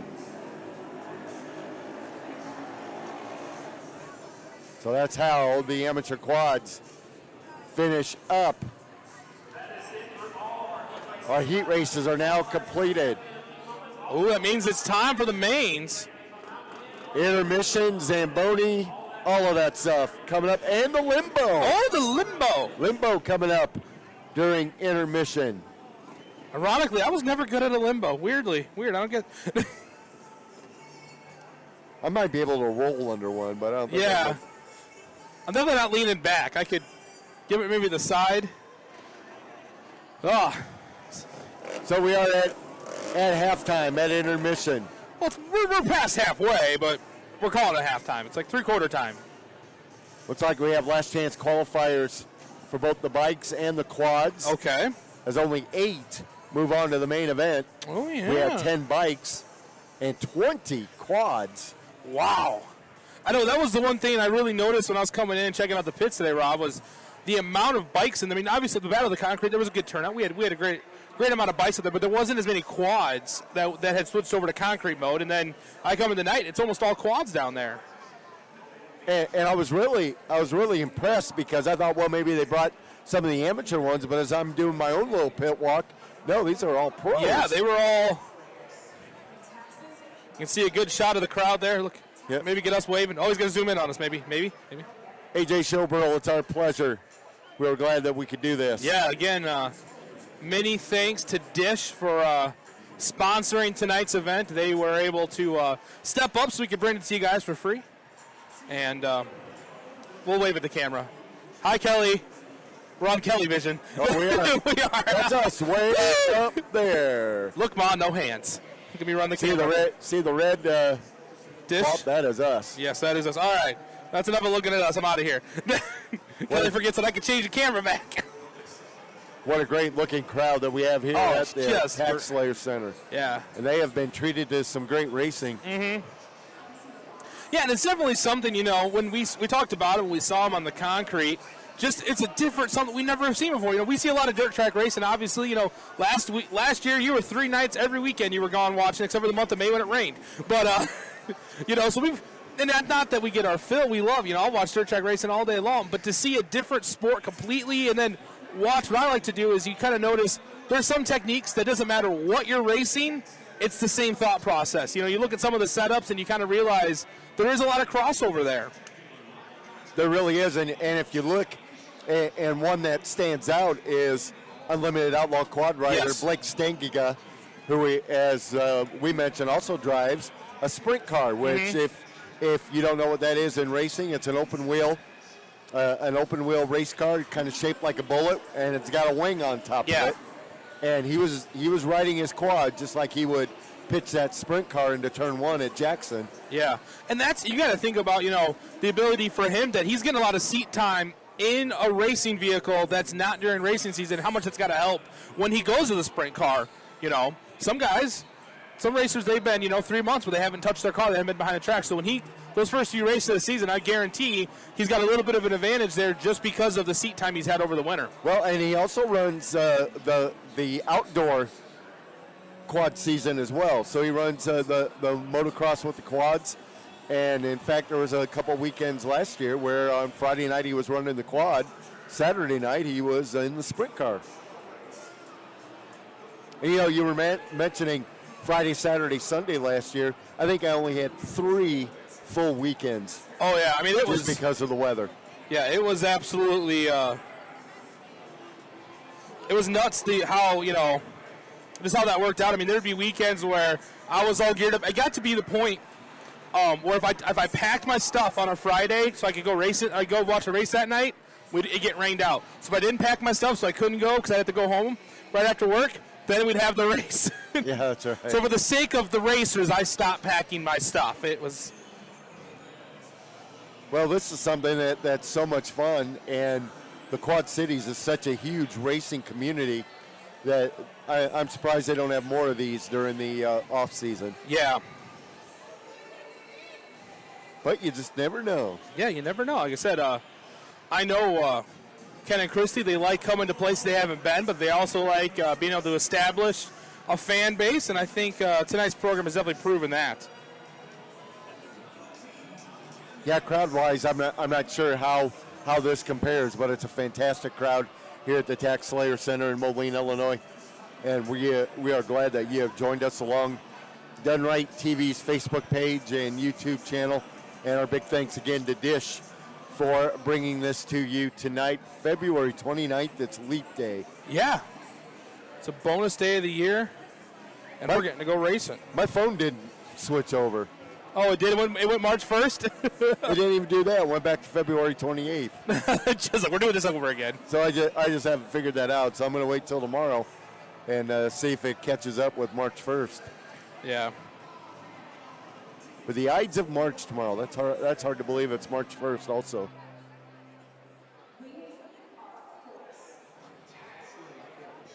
Again, if you're around the Quad Cities and you're a Quad City Storm fan, they are in town and on this ice next weekend, all 3 days, Friday, Saturday, Sunday. Yeah. And hockey's one of those sports, and I am definitely a fair weather fan to say the worst. Like, I'd always, every time I come and watch it was the Storm or it was the Mallards before, I'd always be so confused, but it's always a good time. You don't have to know exactly what's going on, but you find yourself, you're yelling at people and calling every one of their players a dirty name because that's what you do, and you don't understand what's happening, but it's a lot of fun. And so you've never been to a smaller local team like this, and I know the Storm last year, they did pretty good for themselves. Yes, they did. I think they're out of a playoff spot but not by much. And now this is going to be fun. Ryan S. out there on his Kawasaki. Earlier this year did a wheelie at 117 miles per hour at the BMO Harris Bank Center in Rockford, Illinois. He is a 4-time Guinness record holder.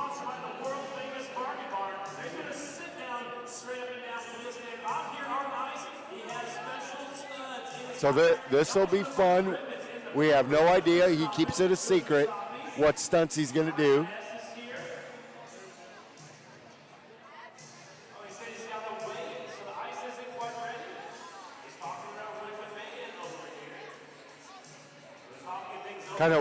They have the Zamboni out there, and so you can kind of see wet spots on the ice. So I think Ryan S. is going to wait out that and let it dry up a little bit. Yeah, I mean, obviously, you don't become a 4-time world record holder by biffing it, so. Beautiful looking Kawasaki machine he has also. Yes.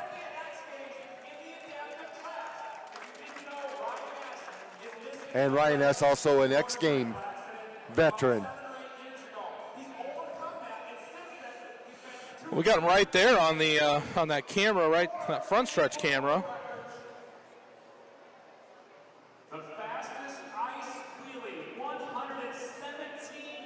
The PA announcer's talking about that. On ice, 117 mile an hour.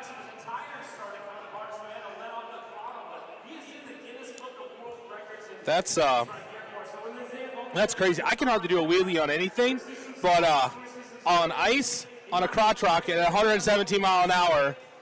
If I do a wheelie, it's by accident. Yeah. Purely by accident. By accident. And I believe also on that, he may have made it faster. It was a Guinness World Record, and he could have gone faster, but the rear tire came apart. Oh, and well, he had to get on the brakes. That would be bad time.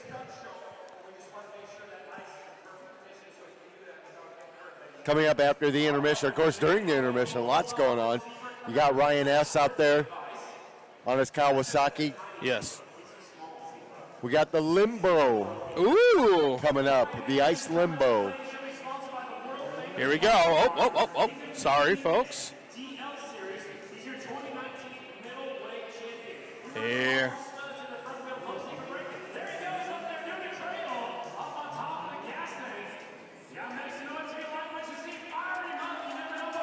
Well, we saw him in practice long before we went on the air.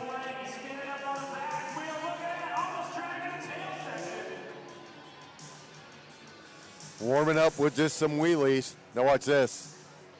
Oh, this is ridiculous. Legs over the handlebars, on the gas tank, and a wheelie.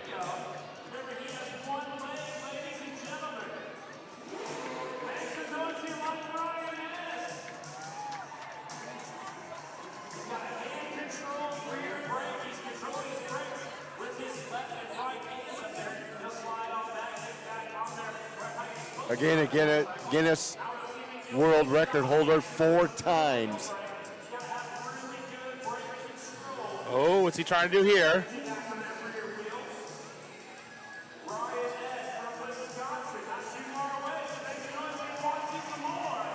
There we go. This is what we saw him do. Here we go.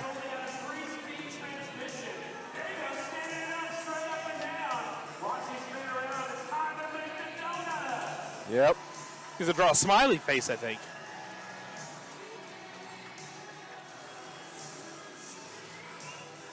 Oh, sorry, folks.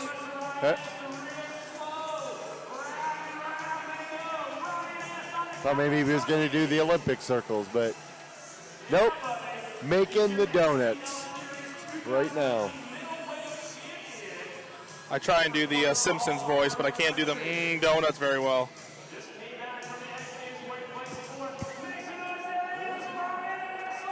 Sets that thing down. You can see the studs in both tires. Oh, yeah.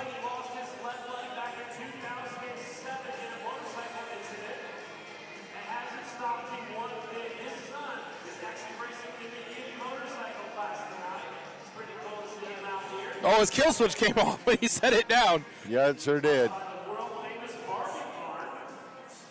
That's a lot of fun. A lot of fun with the things they do during intermission. Oh, yeah. Always keeping the crowd entertained. And by the way, they geez, have we're on the move. Where'd he go? There. Way they have the pits. The pits set up. All of the pro bikes and quads are just to the west of the rink. Jeez. Most of the amateurs and youth are pitted outside, which is okay because it was a balmy 44 degrees last time we were outside. It's supposed to be 60 tomorrow. We can do that. I can do that too.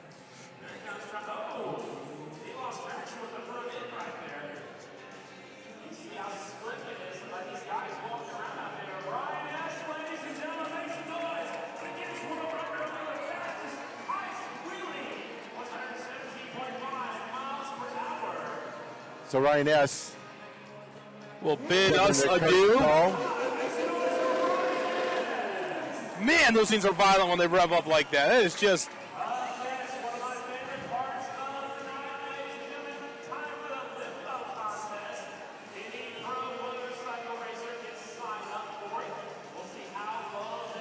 Yes, indeed, it is live. Hello, Amanda Shoup. Yeah, we're live. It's time. I can't think of the Limbo song because I was going to try and hum it. So imagine everyone humming at home.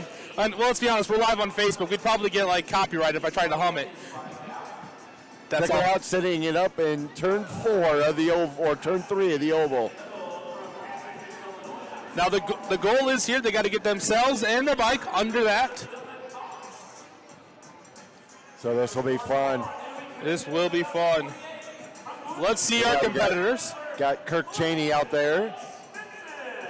Of course, Blazing Blake Svensson. Oh, of course. Blazing Blake always puts on a good show. Got Steve Sandoval. He's the bike number 40. And the 69, Dylan, the villain, Fox.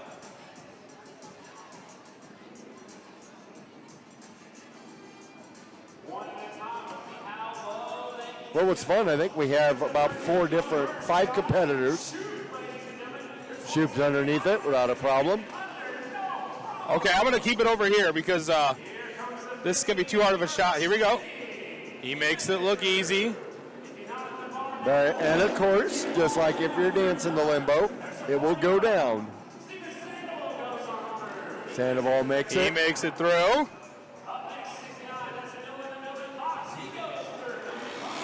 From what I hear, Fox has won a couple of these. Colorado Rider made it look easy.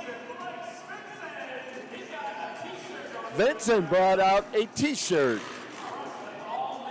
Tossed it into the crowd. He's just trying to get the crowd ready in case it gets to a crowd vote at the end.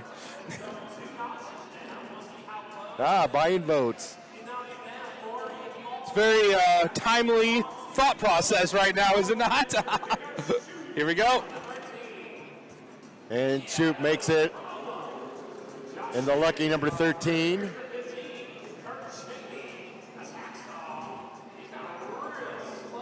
Kirk Cheney makes it. Now Sandoval, he feels very confident.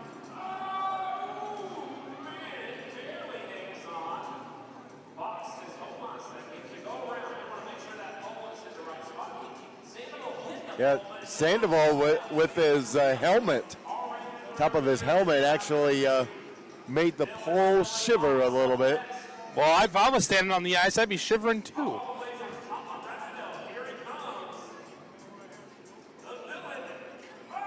Oh! Fox will not win this one.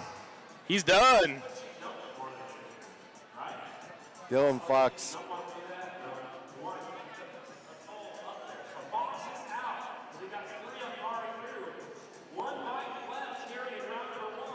I agree, Clint.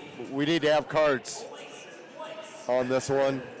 I think it'd be fun. I've seen carts run on the ice. It's a lot of fun. Look at Blake Svensson, just like a pro.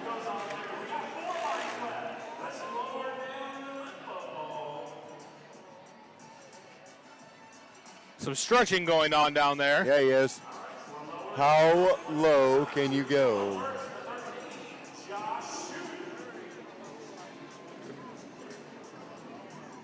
Oh! Shoot makes it.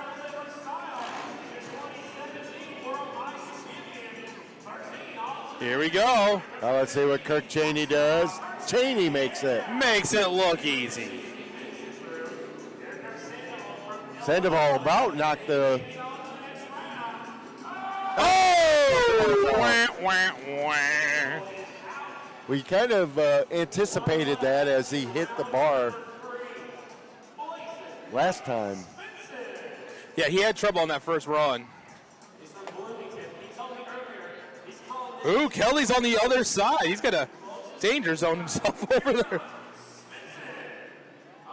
Svensson made What it. a cool shot that was.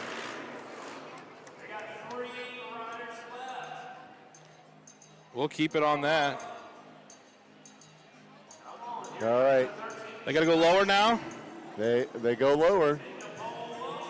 Josh Shoup. Oh! And he plays it up to the fans. Kirk Cheney. No, he will not make it. He out. So now it's down to Svensson and Shoup.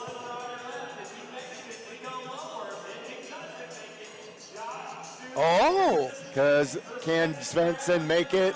If he does, they go even lower. How low will they go? So we'll check it out.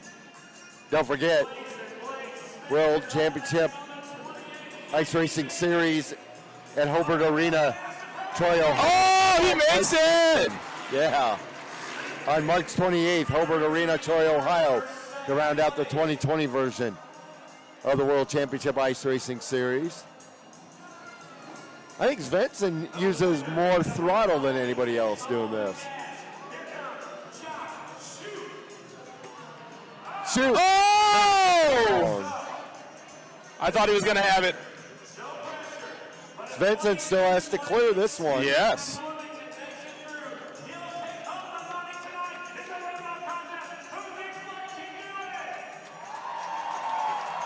This ought to be fun. Check it out. Blake Svensson, the Bloomington, Illinois rider. I like the way he uses his throttle. He really gets that bike on its side. Does he win it? No! Oh! And dumps the bike. And he says no to the wall. Ooh, they both get another chance. Yep.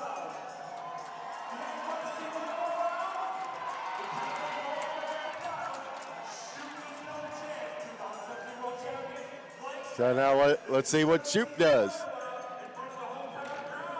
The Michigan rider, they call him Showtime. Here we go. Can you believe that Shoup, he busted onto this World Championship Ice Racing Series scene in 2017, won Rookie of the Year, and won the championship. Well, that's an easy way to get Rookie of the Year. Oh! Makes it! Now here we go. Svensson, no. Oh! Shoup wins. And a celebratory wheelie down the back straightaway. I believe that's ever.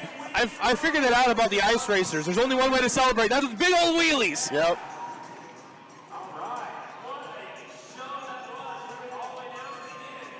Great job by Josh Shoup winning the Limbo.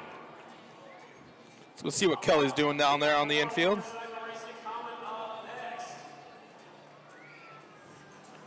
It's been great having all these vantage points front straight away We'll go to that for right the now. main vision. Both directions of the front straightaway. There's Kelly Kelly walking back into the infield as we're getting ready for racing one more time. It's going to be the Manufactured Cup bikes. Here we go. This is a last chance qualifier, correct? It is. Oh, look at this, Rob. I'm figuring things out. Learning. Now this time they're going to bring the bikes to the outside. They use a passing point system. So the top 4 have already made it in to the main event. Here we go. Top 4 from this will also go into the main event.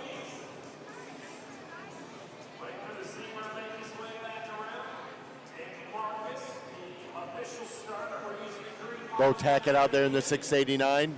Kirk Cheney in the 15. Got the 40 of Steven Sandoval.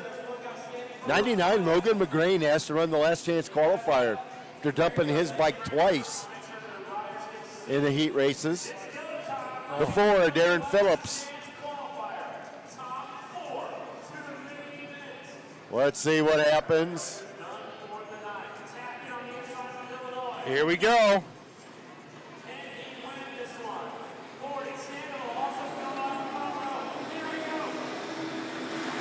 Working off the green flag, or off the green light. Early leader is Cheney. Mike, keep an eye on the 4, Darren Phillips. He's in that final qualifying spot. Oh, they got into each other. Oh my gosh, Sandoval is gonna be shuffled all the way back to the tail. McGrain goes up in the 3rd.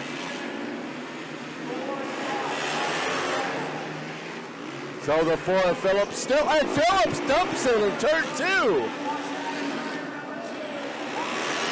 So that'll move the 69 of Fox up into that final transfer spot. But there's still a battle. One more lap to go. Final lap, it's going to be Kirk Cheney. One goes in, one goes around. With McGrain, the Tackett, and Dylan Fox. The top 4 going on to tonight's main event a little bit later on.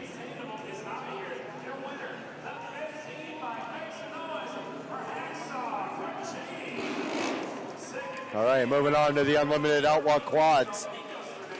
This will be an interesting, Oh, yeah. Interesting. I don't think even describes what we're about to see. because they only start 8 in the main event. Mm-hmm. We had 20 signed in. Okay. So I'm getting the math here. Does that mean there's 12 out there right now? Actually, there's going to be 16. Oh, yeah, you're right, because if there was 12, they would, yeah. Right. Yeah, math and Kyle don't always go together, and that was a prime example. Prime example right there. We could see 4, and we'll only see 4 go into the main event. So there's going to be more bikes right now than on the main, so this could be a better, not saying that the main won't be a good race, but there's more chance of ridiculousness about to happen. We saw a couple big last chance qualifiers up in Dubuque on the concrete, and they were actually good races, best races of the night. Looks like we are going to do just a touch of track work. Again, don't forget to tune in to the Go Fast podcast. Yes. Monday, we will talk a lot about tonight. Oh, I guarantee there's going to be a lot of talk. First off, we're going to have Adam Weckel on. He's an ATV driver. Derek raced this weekend. I mean, there's combinations. It's going to be a good time. Got some of the riders out there to help out by tossing some Frisbees. Those going pretty high. We could catch one of those. Oh, nope. The arch was terrible from this side. Now you know why they ride bikes and quads. Yes.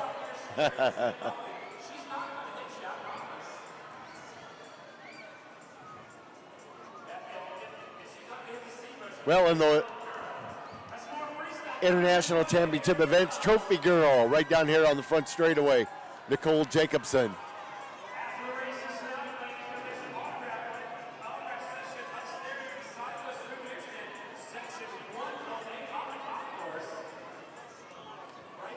You know, I had that Limbo song stuck in my head now, Rob. I just was like, it's gonna be there all night. Gonna be like, why do I keep hearing that sound hummed? Oh, just Kyle. One last chance qualifier left, and then we move into our main events. They run the Zamboni in between the two pro classes anyway. Yeah, they want to try and keep the ice as fresh as they can and keep it as fair. But it looks like the ice has really turned out well. And when we had Ken on the show Monday, he was talking about how they had an issue. It's same track for everybody, but they had soft ice when they were out in Sioux City, and that can happen. And they talked about the different setups the drivers had to kind of figure out that it's it's more like driving in mud when it's that soft ice. Yeah, and that's when the studded tires don't really help you. Yeah. You have to adjust your riding style. Kind of like what we've seen some of that amateur class tonight where they only get about 100 studs, which isn't much. And doesn't really leave a lot out there. Indeed. Well, things, if they already haven't been interesting, are about to get interesting. Oh, yeah. It's all the racing we have done so far is going to get, in the quad class, going to come down to this. Trying to make it for the 8 final spots. 4 have been already locked in. 2 or 4 more to go in this one race. I'm checking out Logan McGrain walking across the ice right now. One of our Manufacturer Cup Bikes competitors, and he's got a different colored boot on the left side. Obviously, that's for stabilization going around the turns. I just thought maybe he had trouble knowing the left and the right, but that would have been my issue. And it's funny, when we saw him in Dubuque on the concrete, the kind of funny thing there was everyone was taping carpet to their feet to help them slide around. And when we first showed up, we were kind of watching, and there was a few riders that knew that, and then there was a few riders that were trying to find anything slippery, any kind of carpet. They were running to Home Depot if they had to pick something up to kind of make it work for that. But that made it a lot of fun. Now, Logan's down talking to his dad. Yes. His dad, Tom, is the referee. I don't think he's asking for his allowance, though. He was. No, I think his allowance is usually that involved in that bike that he drives. So the way he was gesturing with his hands, looked like he was talking about some maybe some issues that happened on the racetrack. Yeah. But I can hear Outlaw Quads in the distance. Powered by Dish and Done Right TV. We're ready to go. Our Unlimited Outlaw Quads. Last chance qualifier. 16 quads are going to come out. 4 quads are going to make it to the mains. Ladies and gentlemen, if you were thinking about getting something to eat or drink, you have like 30 seconds. So you need to run because there are quads on the ice right now. Rob, who do we got out there? They'll run one out right now. There's Stahl out there, Joe Stahl in the 014. Ryan Peterson out there in the 24. Among those that are making their way to the ice.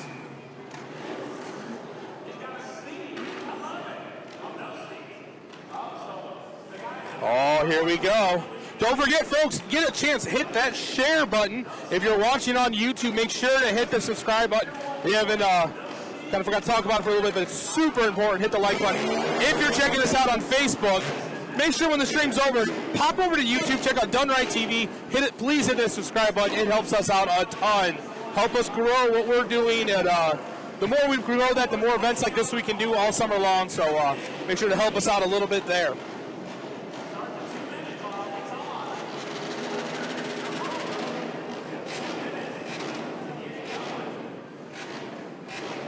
Waiting on one competitor, it looks like.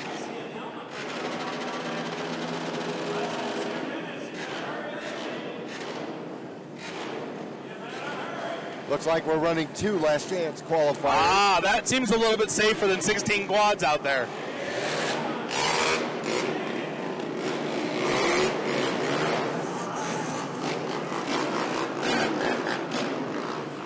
George Price on the chat line, softer right boot to feel the brake pedal. Matt, see? Thank you, chat line. We appreciate you guys helping us out. we're kind of trying to keep an eye on it and watch. But we'll see what we can do. There's 76 here. Let's get that number over 100. That would be a blast. 8. Here we go. We got 8 here in the first last chance qualifier. And again, no more ribbon tonight. They're going off the light.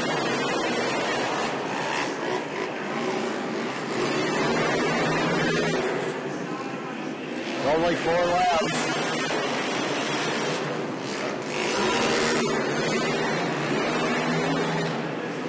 Top 2 make it in. Oh! Running in that number 2 position right now.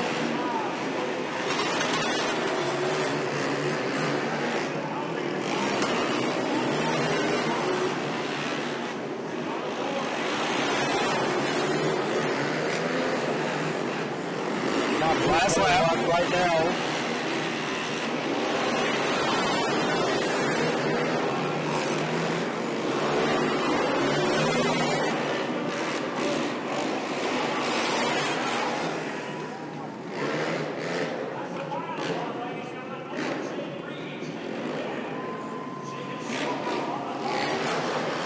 And Jake Reeves from Davenport, so a local rider picking up that victory. Joe Burrow gets second.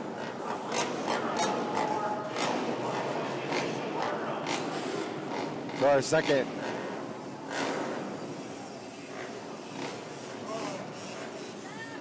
Here we go. We get into our our main event for the bikes. I'm guessing they just used the passing points. We weren't given a. Okay. We'll go with that. They just ran one last chance qualifier.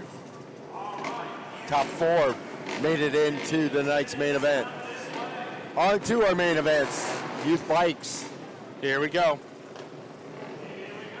38 of Cassie Fairfield, the 238 of Davey Fairfield, 13 of Audie Snelson, the 29 Arlo Sloan, and the 105 of Landrick S.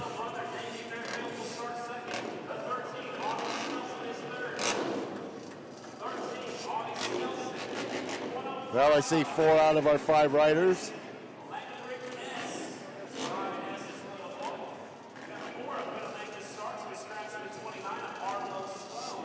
Arlo Sloan not making it to the start-finish line.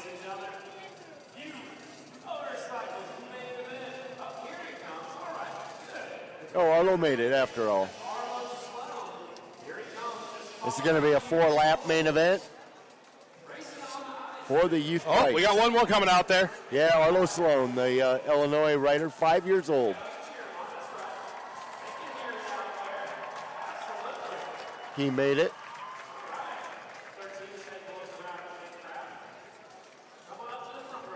Yeah, we'll see if anybody has anything for Cassie Fairfield. That is going to be, yeah, it's definitely.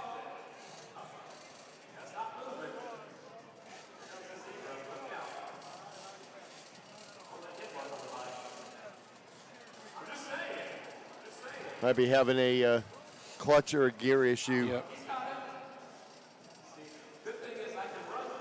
There we go. Drake Fairfield helped him out.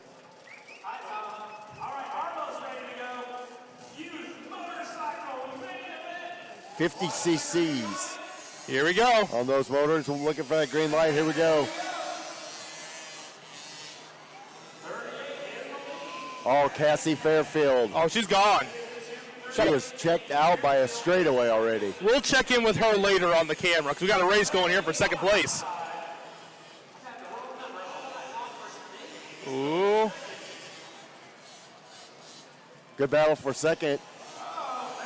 Oh.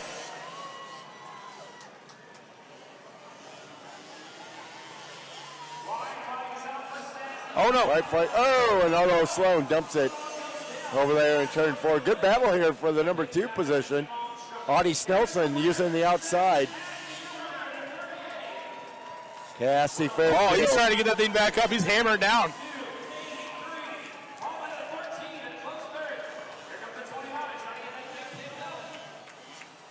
So great job. So we will go down Trackside. She is used to this. Gets the victory lap with the checkered flag.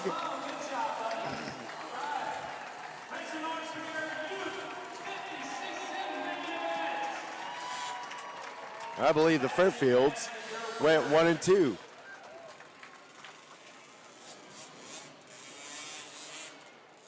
Heard somebody call her Sassy Cassie. I did hear that, yes. I think we'll stick with the Princess Bike. Yes. All right, Youth Quads coming up next for their main event. Another 4-lapper. Couple Quad City riders. That's Yes. where we're at here. 9X Bentley Talbert, 7 years old, from Eldridge, Iowa, which is just north of Davenport on the other side of the river. For those of you not familiar with the area, Knox Reeves, number 45. He is from Davenport, 5 years old. And then got the Haynes brothers from Wisconsin. Jake, 6 years old. Tyler, 11. Jake swept both heat races. Yeah, he did. He's going to try and make a clean sweep tonight.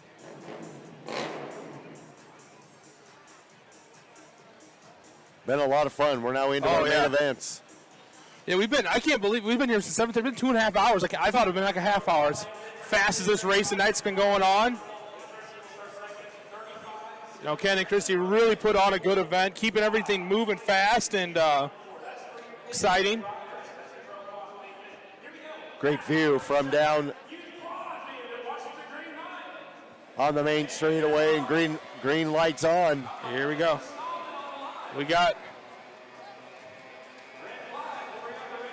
red flag's gonna come out. Yep, red is out. We got one that is stalled down on the start. Wow, they're gonna line. stop right there.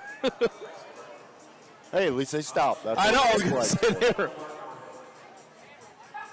Looks like we have assistants here. I think that's Knox Reeves. I believe that is. So Dad down there, Dad taking part also tonight.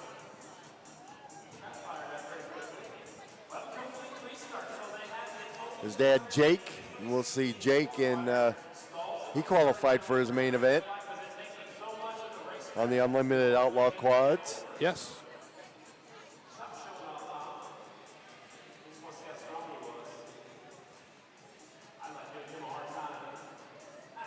All right, everybody pulling into place. The Haynes brothers side by side, one in purple, one in green. Here we go. We'll try it again.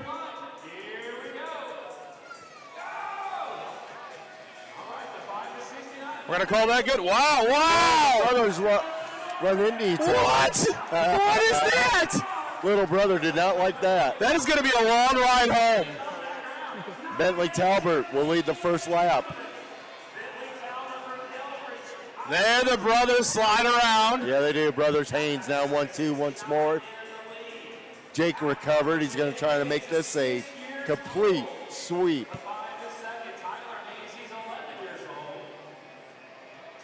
Well, look out. The 9X of Talbert got way up high. He was going head on into the wall before he got it turned. And Jake Haynes pulls off the sweep, getting the checker flag. Perfect night. The brothers went 1 and 2 all night long, did they not? Yes, they did. Knox Reeves takes home third, and Bentley Talbert ends up fourth. So, congrats, Jake Haynes. Wow, what a night he had. Yeah. Had some issues over there in turn 2 every once in a while, but always recovered. Amateur quads. Derek Wilson having a little trouble getting that started. Greg just did a full-blown push start on that thing. Well, took a dive on it. We might be starting. Now this has been some of the funnest racing all night.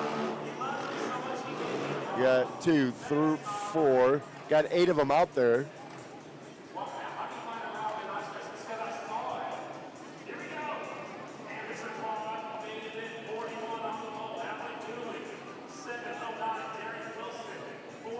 Alec Cooley will be on the pole for this one. Derek Wilson in the 709. One of the Quad City area drivers will be in position number 2. Looks like the 48, Mark Small, moves in to Oh, man. And there's the 3. tank itself on the front line.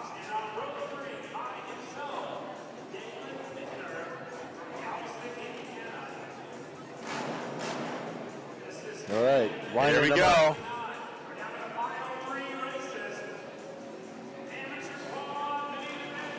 We're going 6 laps. All 8 are out there.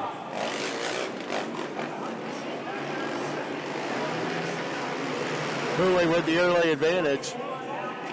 14 is Zach Haynes, moves right up there. Wilson third, Small fourth.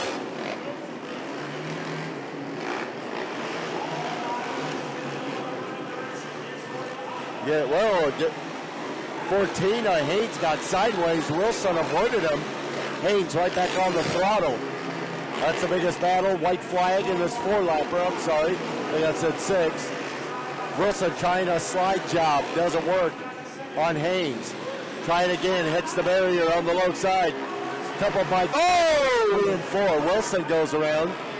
And the checker flag out to Alec Cooley. Second, Zach Haynes. Third's going to be the 48 of Mark Small. Fourth will be the 69 of Matt Gomez, and Derek Wilson will round out the top 5. So a wild and woolly amateur quad main event. That was wild. Well, a great job, Alec Cooley. Led it from start to finish.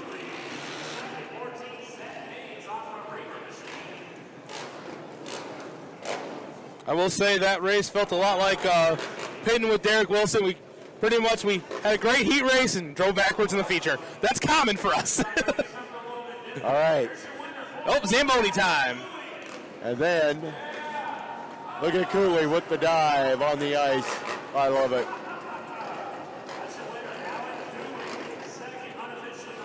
So before the 2 pro features, they are going to do some ice maintenance.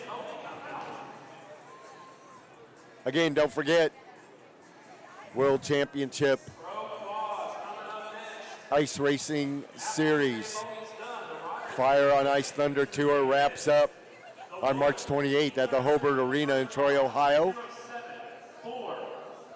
And a lot of the same competitors will be on the concrete in Brookings, South Dakota on March 21st. Yes, so if you're in that area, I know we've had some people all over watching. If you have a chance to see this, come out.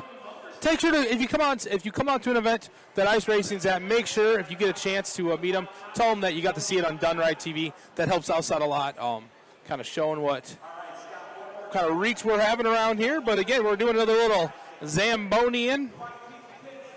See, I think he could fit under there if he just limboed under that. It'd be close. Oh, look, there's Ken right there. He's like wandering up here with something. Do you think we could get it? Come on, Ken. Come on, Ken, give it to us. Oh. He gave it to a... Yep. I'm a kid at heart. Does that count?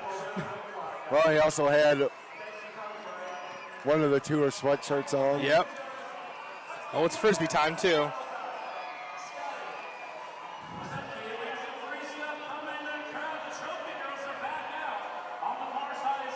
Our next broadcast on Done Right TV will be our Go Fast podcast. Yes, Monday. This coming Monday, 6 o'clock Central Time.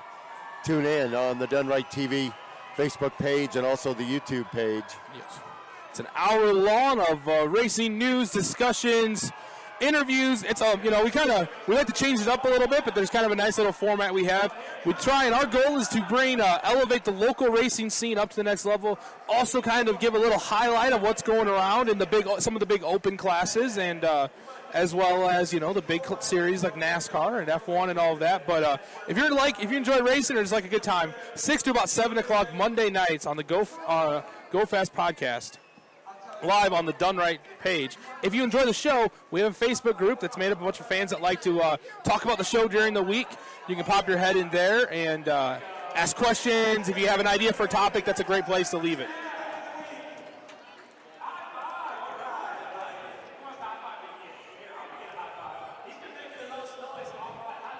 So I believe we have 2 races left, correct, Rob? That's correct. The 2 pro classes coming up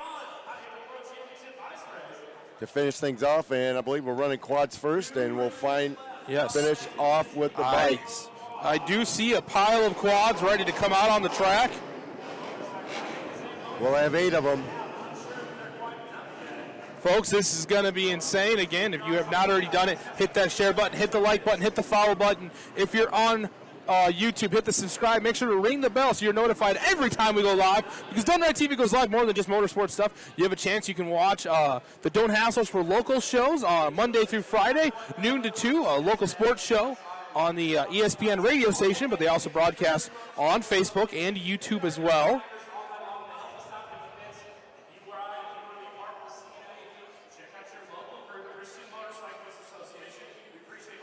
All right, Zamboni has exited.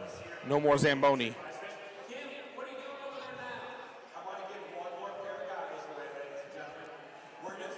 Was a baseball player. I'm a Cardinal fan, and there was a baseball player back in the day named Kenny Reitz, played third base for the Cardinals, and one of the broadcasters for the Cardinals, Mike Shannon, nicknamed him Zamboni. So he was a terrific defensive third baseman for the Cardinals back in the 70s. How are your Cardinals looking this year? Spring training's going on. Been following. You ready for a good season? Ready for a good season. Didn't make a whole lot of moves. Lost Marcell Ozuna out of the outfield, but there was plenty to fill in. Really like the looks of the Carlson kid that's been in the minors, but he's the top overall Cardinal prospect, and he's gotten a lot of good at-bats, a lot of good defensive plays during spring training so far. So should be a good year again for the Cardinals. Good deal. Oh, wait, Zamboni is going to make a reprise. Again, before the pro classes, they really want to try and have everything up to snuff as well as they can, so they can take an extra couple minutes to make the track absolutely perfect. It gives you guys a chance at home to get something to eat or drink before we get ready for these finals, because once the mains happen, you don't want to be going anywhere. Again, Done Right TV, powered by Dish Network, our main sponsor, letting us come out here tonight. Without their help tonight, we would not be here. Well, we'd be here watching, but we wouldn't be able to bring the show to you. So, again, if you're anywhere, we are a nationwide dealer, so depending no matter where you are. I know Kelly's talked about, he's had friends. He went down to Florida and helped some friends out. That was kind of a vacation and a business trip, kind of worked out for both. He's done some work in the Chicago area with some friends he has in there. So, it does not matter where you are in the country, we have something that we can help you guys out with. So make sure to check out Done Right TV, especially if you're in the Quad City area. I think that might have been the Zamboni I sat on. We were here for my wife's graduation from Ashford University. We'd walked out that back door, and it was just sitting there calling my name. Hopped right up on that and got a quick picture, then got out of there before anyone else saw. And they're still looking for you. Oh, I think they are. I have been getting eyeballs from the security, like, I think we know that kid. Well, there might have been another incident at a Seamwheeler game, but that was for another time. Rob, you were there. We all saw it. There was someone here with a front man bun. And our whole section was trying to find him. Game was over at that point. They're really moving it out now. I don't know if they're going to work. If they're moving it out to work that in a little bit, or no. I think that's where they're going to leave them. They got them locked in. You can kind of see on that screen now. You can see those two orange lines. That inside line is where the bikes were the last time they were out here. Well, the first time they were out here, and then the second heat they went out a little bit farther. So they've been really working this track out. Quads are fired up in the house. Well, what they did, because of the way the ice is, if you look down turns 1 and 2, they moved the barriers in. Now they're moving them back out. So much for that. Yeah. I thought maybe they were just shifting the track a little bit.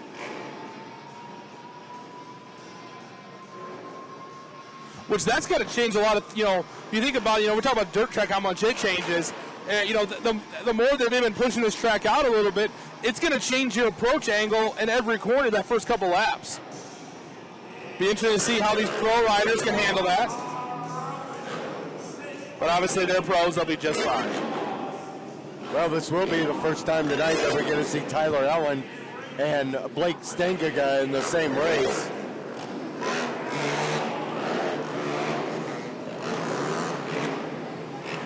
Well, and Drake Fairfield as well.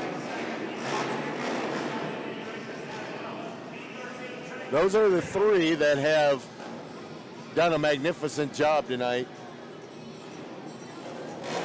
Now remember, folks, these are outlaw quads. They can basically burn any fuel except for like uranium, but other than that, they can burn it.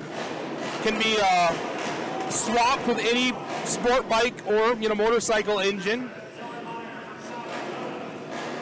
Only limitation is they can't be any more than 50 inches wide.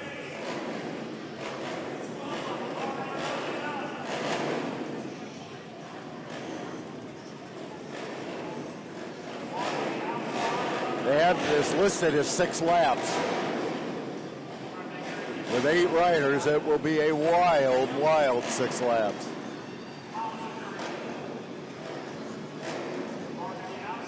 Tyler Allen, the reigning world champion, trying to wrap up another championship tonight, and he is on the pole in that first line.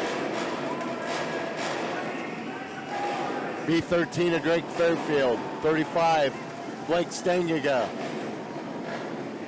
and Dylan Meyer in that first row. They come to life, there you go. Tyler Allen about dumped his bike. Stengiga is Fairfield over the wheel.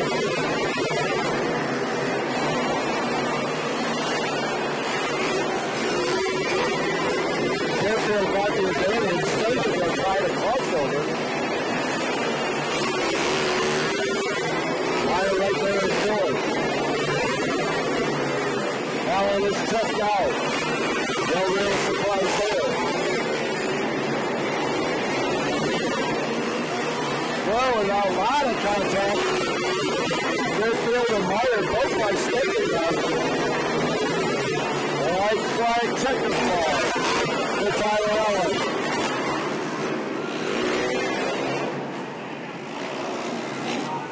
With that victory, Tyler Allen, his 5th straight. He's won all 5 rounds. Jeez. And he just clinched another championship. We'll go down ice side. The top 3 will be celebrating. Oh, they deserve it. What a run Tyler Allen had. I mean, basically, if you guys watch the camera, once he was gone, there was no longer a race for first. We dropped back to watch the action there. Well, Stengiga in the 35 pulled the sprint car deal and tried to get those wheels inside the wheels of his competitor. Oh.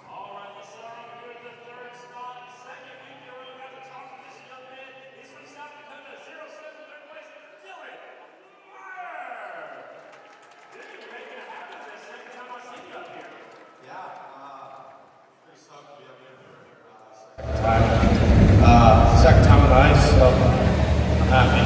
Second time you've ever raced ice, and you've been on the podium both times. Yeah. How does that happen? I mean, I don't think I could get up there on the ice. I mean, are you just a natural? I guess. You race on the ice outside? No. So, second time ever racing ice. He's 3rd place again. South Dakota's got some fast riders up there. The winner, some of these guys are also from South Dakota, not tonight, but you pulled it off 2 weeks in a row, 3rd spot, man. We're going to see you in the last round in Troy, Ohio. We'll try to make it. All right, you want to say thanks to anybody? Yeah, I'd like to thank Ken for putting this show on and helping me with the tires. Blaine, he helped me with some tires this weekend too. Blaine and Tyler for being awesome guys to ride with. Coop Medium House, my grandpa, Walsh, and just everyone that helps me. Thank you. Your nickname is Murr. Is that right? Yeah. Where did that come from? Too long of a story to tell right now, but We'll just keep calling you Bird. There he is in third place, the 07, Dylan Meyer, ladies and gentlemen. Moving over here to second place. On the podium both times. Yeah, that's, I believe he's going to be on the ice quite a bit more. Check back in, down ring. Drake Fairfield. Dude, you're on fire tonight. What is it about tonight that makes it so special? Well, we just changed the setup a little bit last week, which made it difficult last week because I had a little bit of learning to do on how the quad road came out tonight. Got a couple good starts and put it in a box. B13. That's the name of your new motorcycle shop too, and that's in Illinois, right? Yep, it's in Danvers, Illinois, and we do a lot of V-twin, metric, and performance race builds. Awesome, awesome. Your kids both race in the youth motorcycles. I didn't get to talk to them tonight, but Cassie won, and your little ride together, and you know, Davey's only he's game of 11. All right. Tonight, you anybody? Obviously, B13.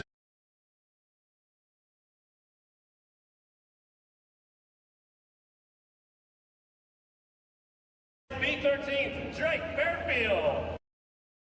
Up next.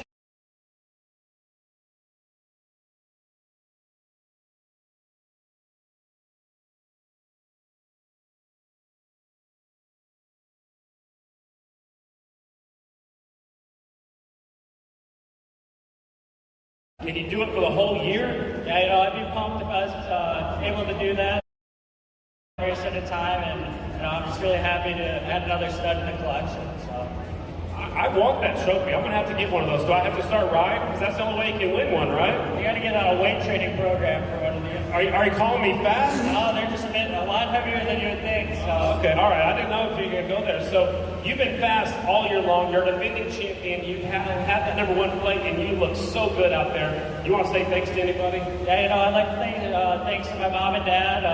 Really pumped that Blaine and Dylan could be out here. You know, they're doing great. I'd like to thank Coop Media House, 75 Designs, Rath Racing, Walsh, Fast House, Bell Helmets, Hoosier Racing Tire, Ken and Christy themselves for putting on a great series. Straightfield Ice Series or Ice Tires, 100% goggles, and everyone else. Thank you. There he is, ladies and gentlemen, your winner. He's our points leader right now. Coming into one more round to go. That's Tyler Allen. All right, we're back up from being ringside. Tyler Allen, boy, what a ride. I know.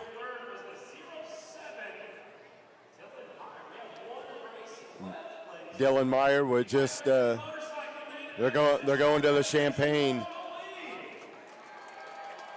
Manufacturer Cup bikes coming up. Their feature event, 8 riders about ready to go. Yep, Tyler Allen, that stuff will burn the eyes. Yeah, that's why everyone has to wear goggles now. It also goes down that way well, too. Indeed.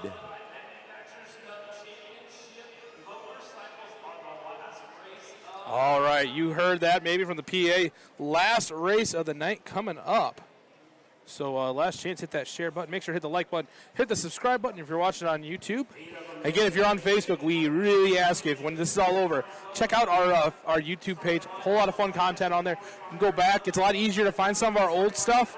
Everything from Maquoketa Racing last summer to Night of Destruction, a bunch of other events that we were able to cover. We did a lawnmower race. We got a tractor pull in there. I mean, it's all sorts of fun. So, all right. Manufacturer Cup bikes, 450 cc's on each one of them. About ready to roll out. Of course, Jeremy Orr, undefeated this year, he could wrap up his second straight championship.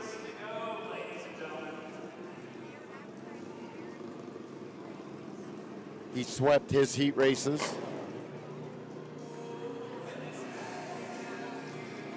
Kirk Cheney will be out there in the number 15. Blason Blake Svensson in the number 28. Logan McGrain. Excuse me. Logan McGrain, who had to go through the last chance qualifier. he did. But he made it. Doesn't matter how you get there, you just gotta get there, right? Josh Shoup coming out in his red, white, and blue scheme. There's Logan McGrain in the 99. Jeremy Orr with the one plate on the front of that machine.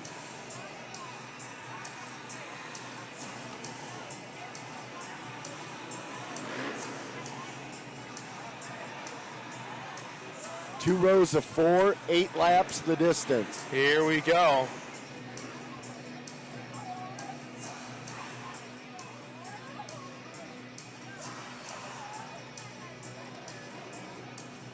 For the last time tonight, the official starter, Marcus Zalofro, will bring them all on the line. Check with each rider, make sure they're ready to go. Make sure. Getting last race of the night, ladies and gentlemen. It's going to be a wild one. I know on the concrete they said. I'll say in a minute. Well, let's see if Orr can get down. He can't. Shoup's going to get that early advantage.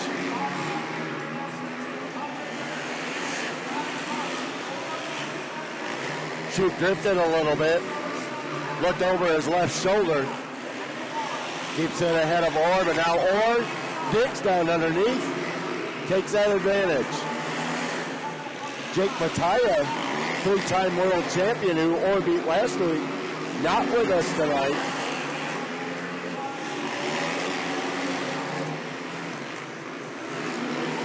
Svensson runs third right now, followed by Dahlin in the 64. Orr pulls up on the back of the field. Wants to go down underneath Tackett, and does. Now working on Fox to put him a lap down. Checker flag out. Jeremy Orr leads it from start to finish. Picks up the big old win. Wraps up his second straight championship. We'll come in here for the wheelie cam, that front stretch camera. I'm sure we'll catch something here. Oh, there it is.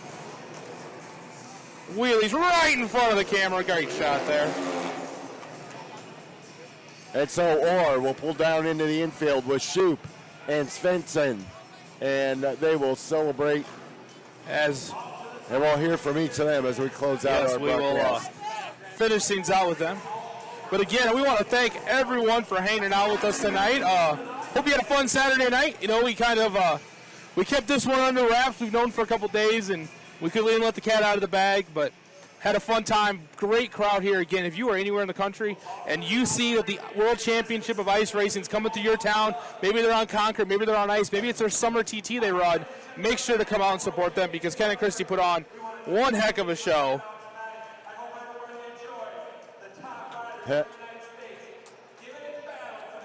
Orr went up to Kelly Jeffries down there, gave a big thumbs up to the camera, gets the trophy. And we'll hear from our podium finishers here in just a moment. Just about a minute. Blake Svensson, a good night. Great to have him on the air with us earlier. Yeah, that worked out great. Here we go down on the ice. Was this your first ever ice podium? I've gotten podiums in other series on ice, but this is like the premier level of ice racing. And yes, this is my first podium after 6 years. 6 years of failures and hitting walls, breaking down. Man, it's been a long time coming. To be on the podium next to these guys, I mean, there's a lot of talent out there.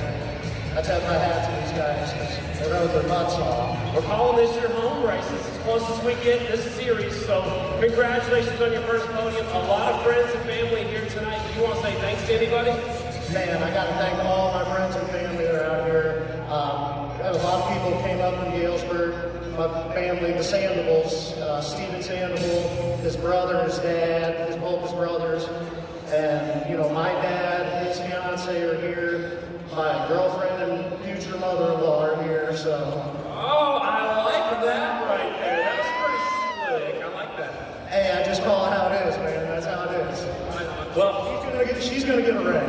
She's gonna get a ring. I love it, man. What a night for you. I'm so proud for you. I was hoping you'd get up there and give this guy a run for his money in the limbo contest, too. But, hey, a great night, man. Congratulations. Thank you, and maybe we'll call you to do the service when we get married. How about that? That sounds good to me. He's like, I can do that. Good job, buddy.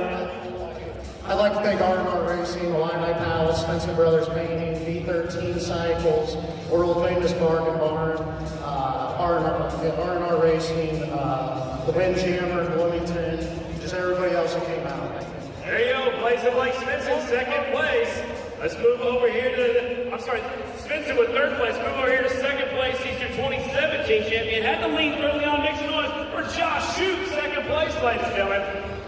And you had the whole shot. You did what you needed to do there. It took this guy beside me about 2 or 3 laps to get you. It looks like you made one little mistake, and that's all it took for Jeremy. Yeah, there was 2 corners in a row that I went by. Expected him to come up under me, and he wasn't there. And really gave the inside up to him. And once he got out front, his pace is just a little bit quicker than mine, and I couldn't hang one. You've been on the podium, though. I mean, the last few rounds I've been up here, you've been on the podium, been real consistent, second in the points right now. Can you catch him? I mean, we just have 1 round left. Points-wise, yeah, it's still possible for me to win it. You really need order to break down. But we're there still. And out here on the podium every race, just can't quite get that win. Well, we're getting close. You want to say thanks to anybody before we let you go? Kurt Janey, Leo Wiseman, Pros Hiking Performance, and Rose Horsley. There you go, ladies and gentlemen. Second place in the 13, your former champ, Josh Shute. Now we move over here to our defending champion, our current points leader with 1 round remaining. Make some noise for number 1 in the country, Jeremy Orr. Well, it wasn't given to you.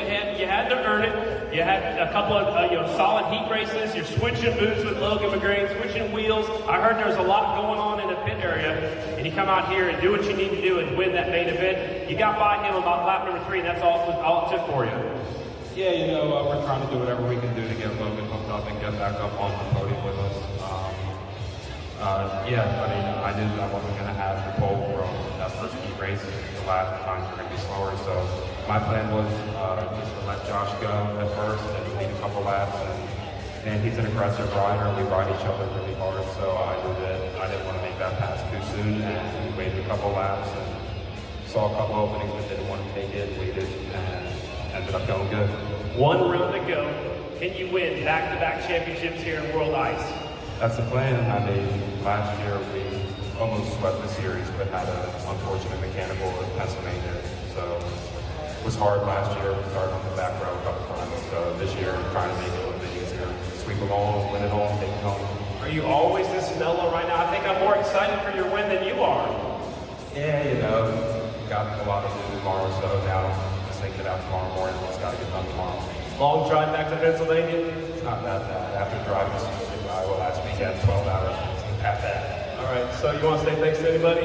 Oh, yeah, I can't thank Ken and Christy Greenberg enough for putting this show on. All you guys for coming out and supporting us. This was a great crowd, and hope to be back next year. Thanks, guys.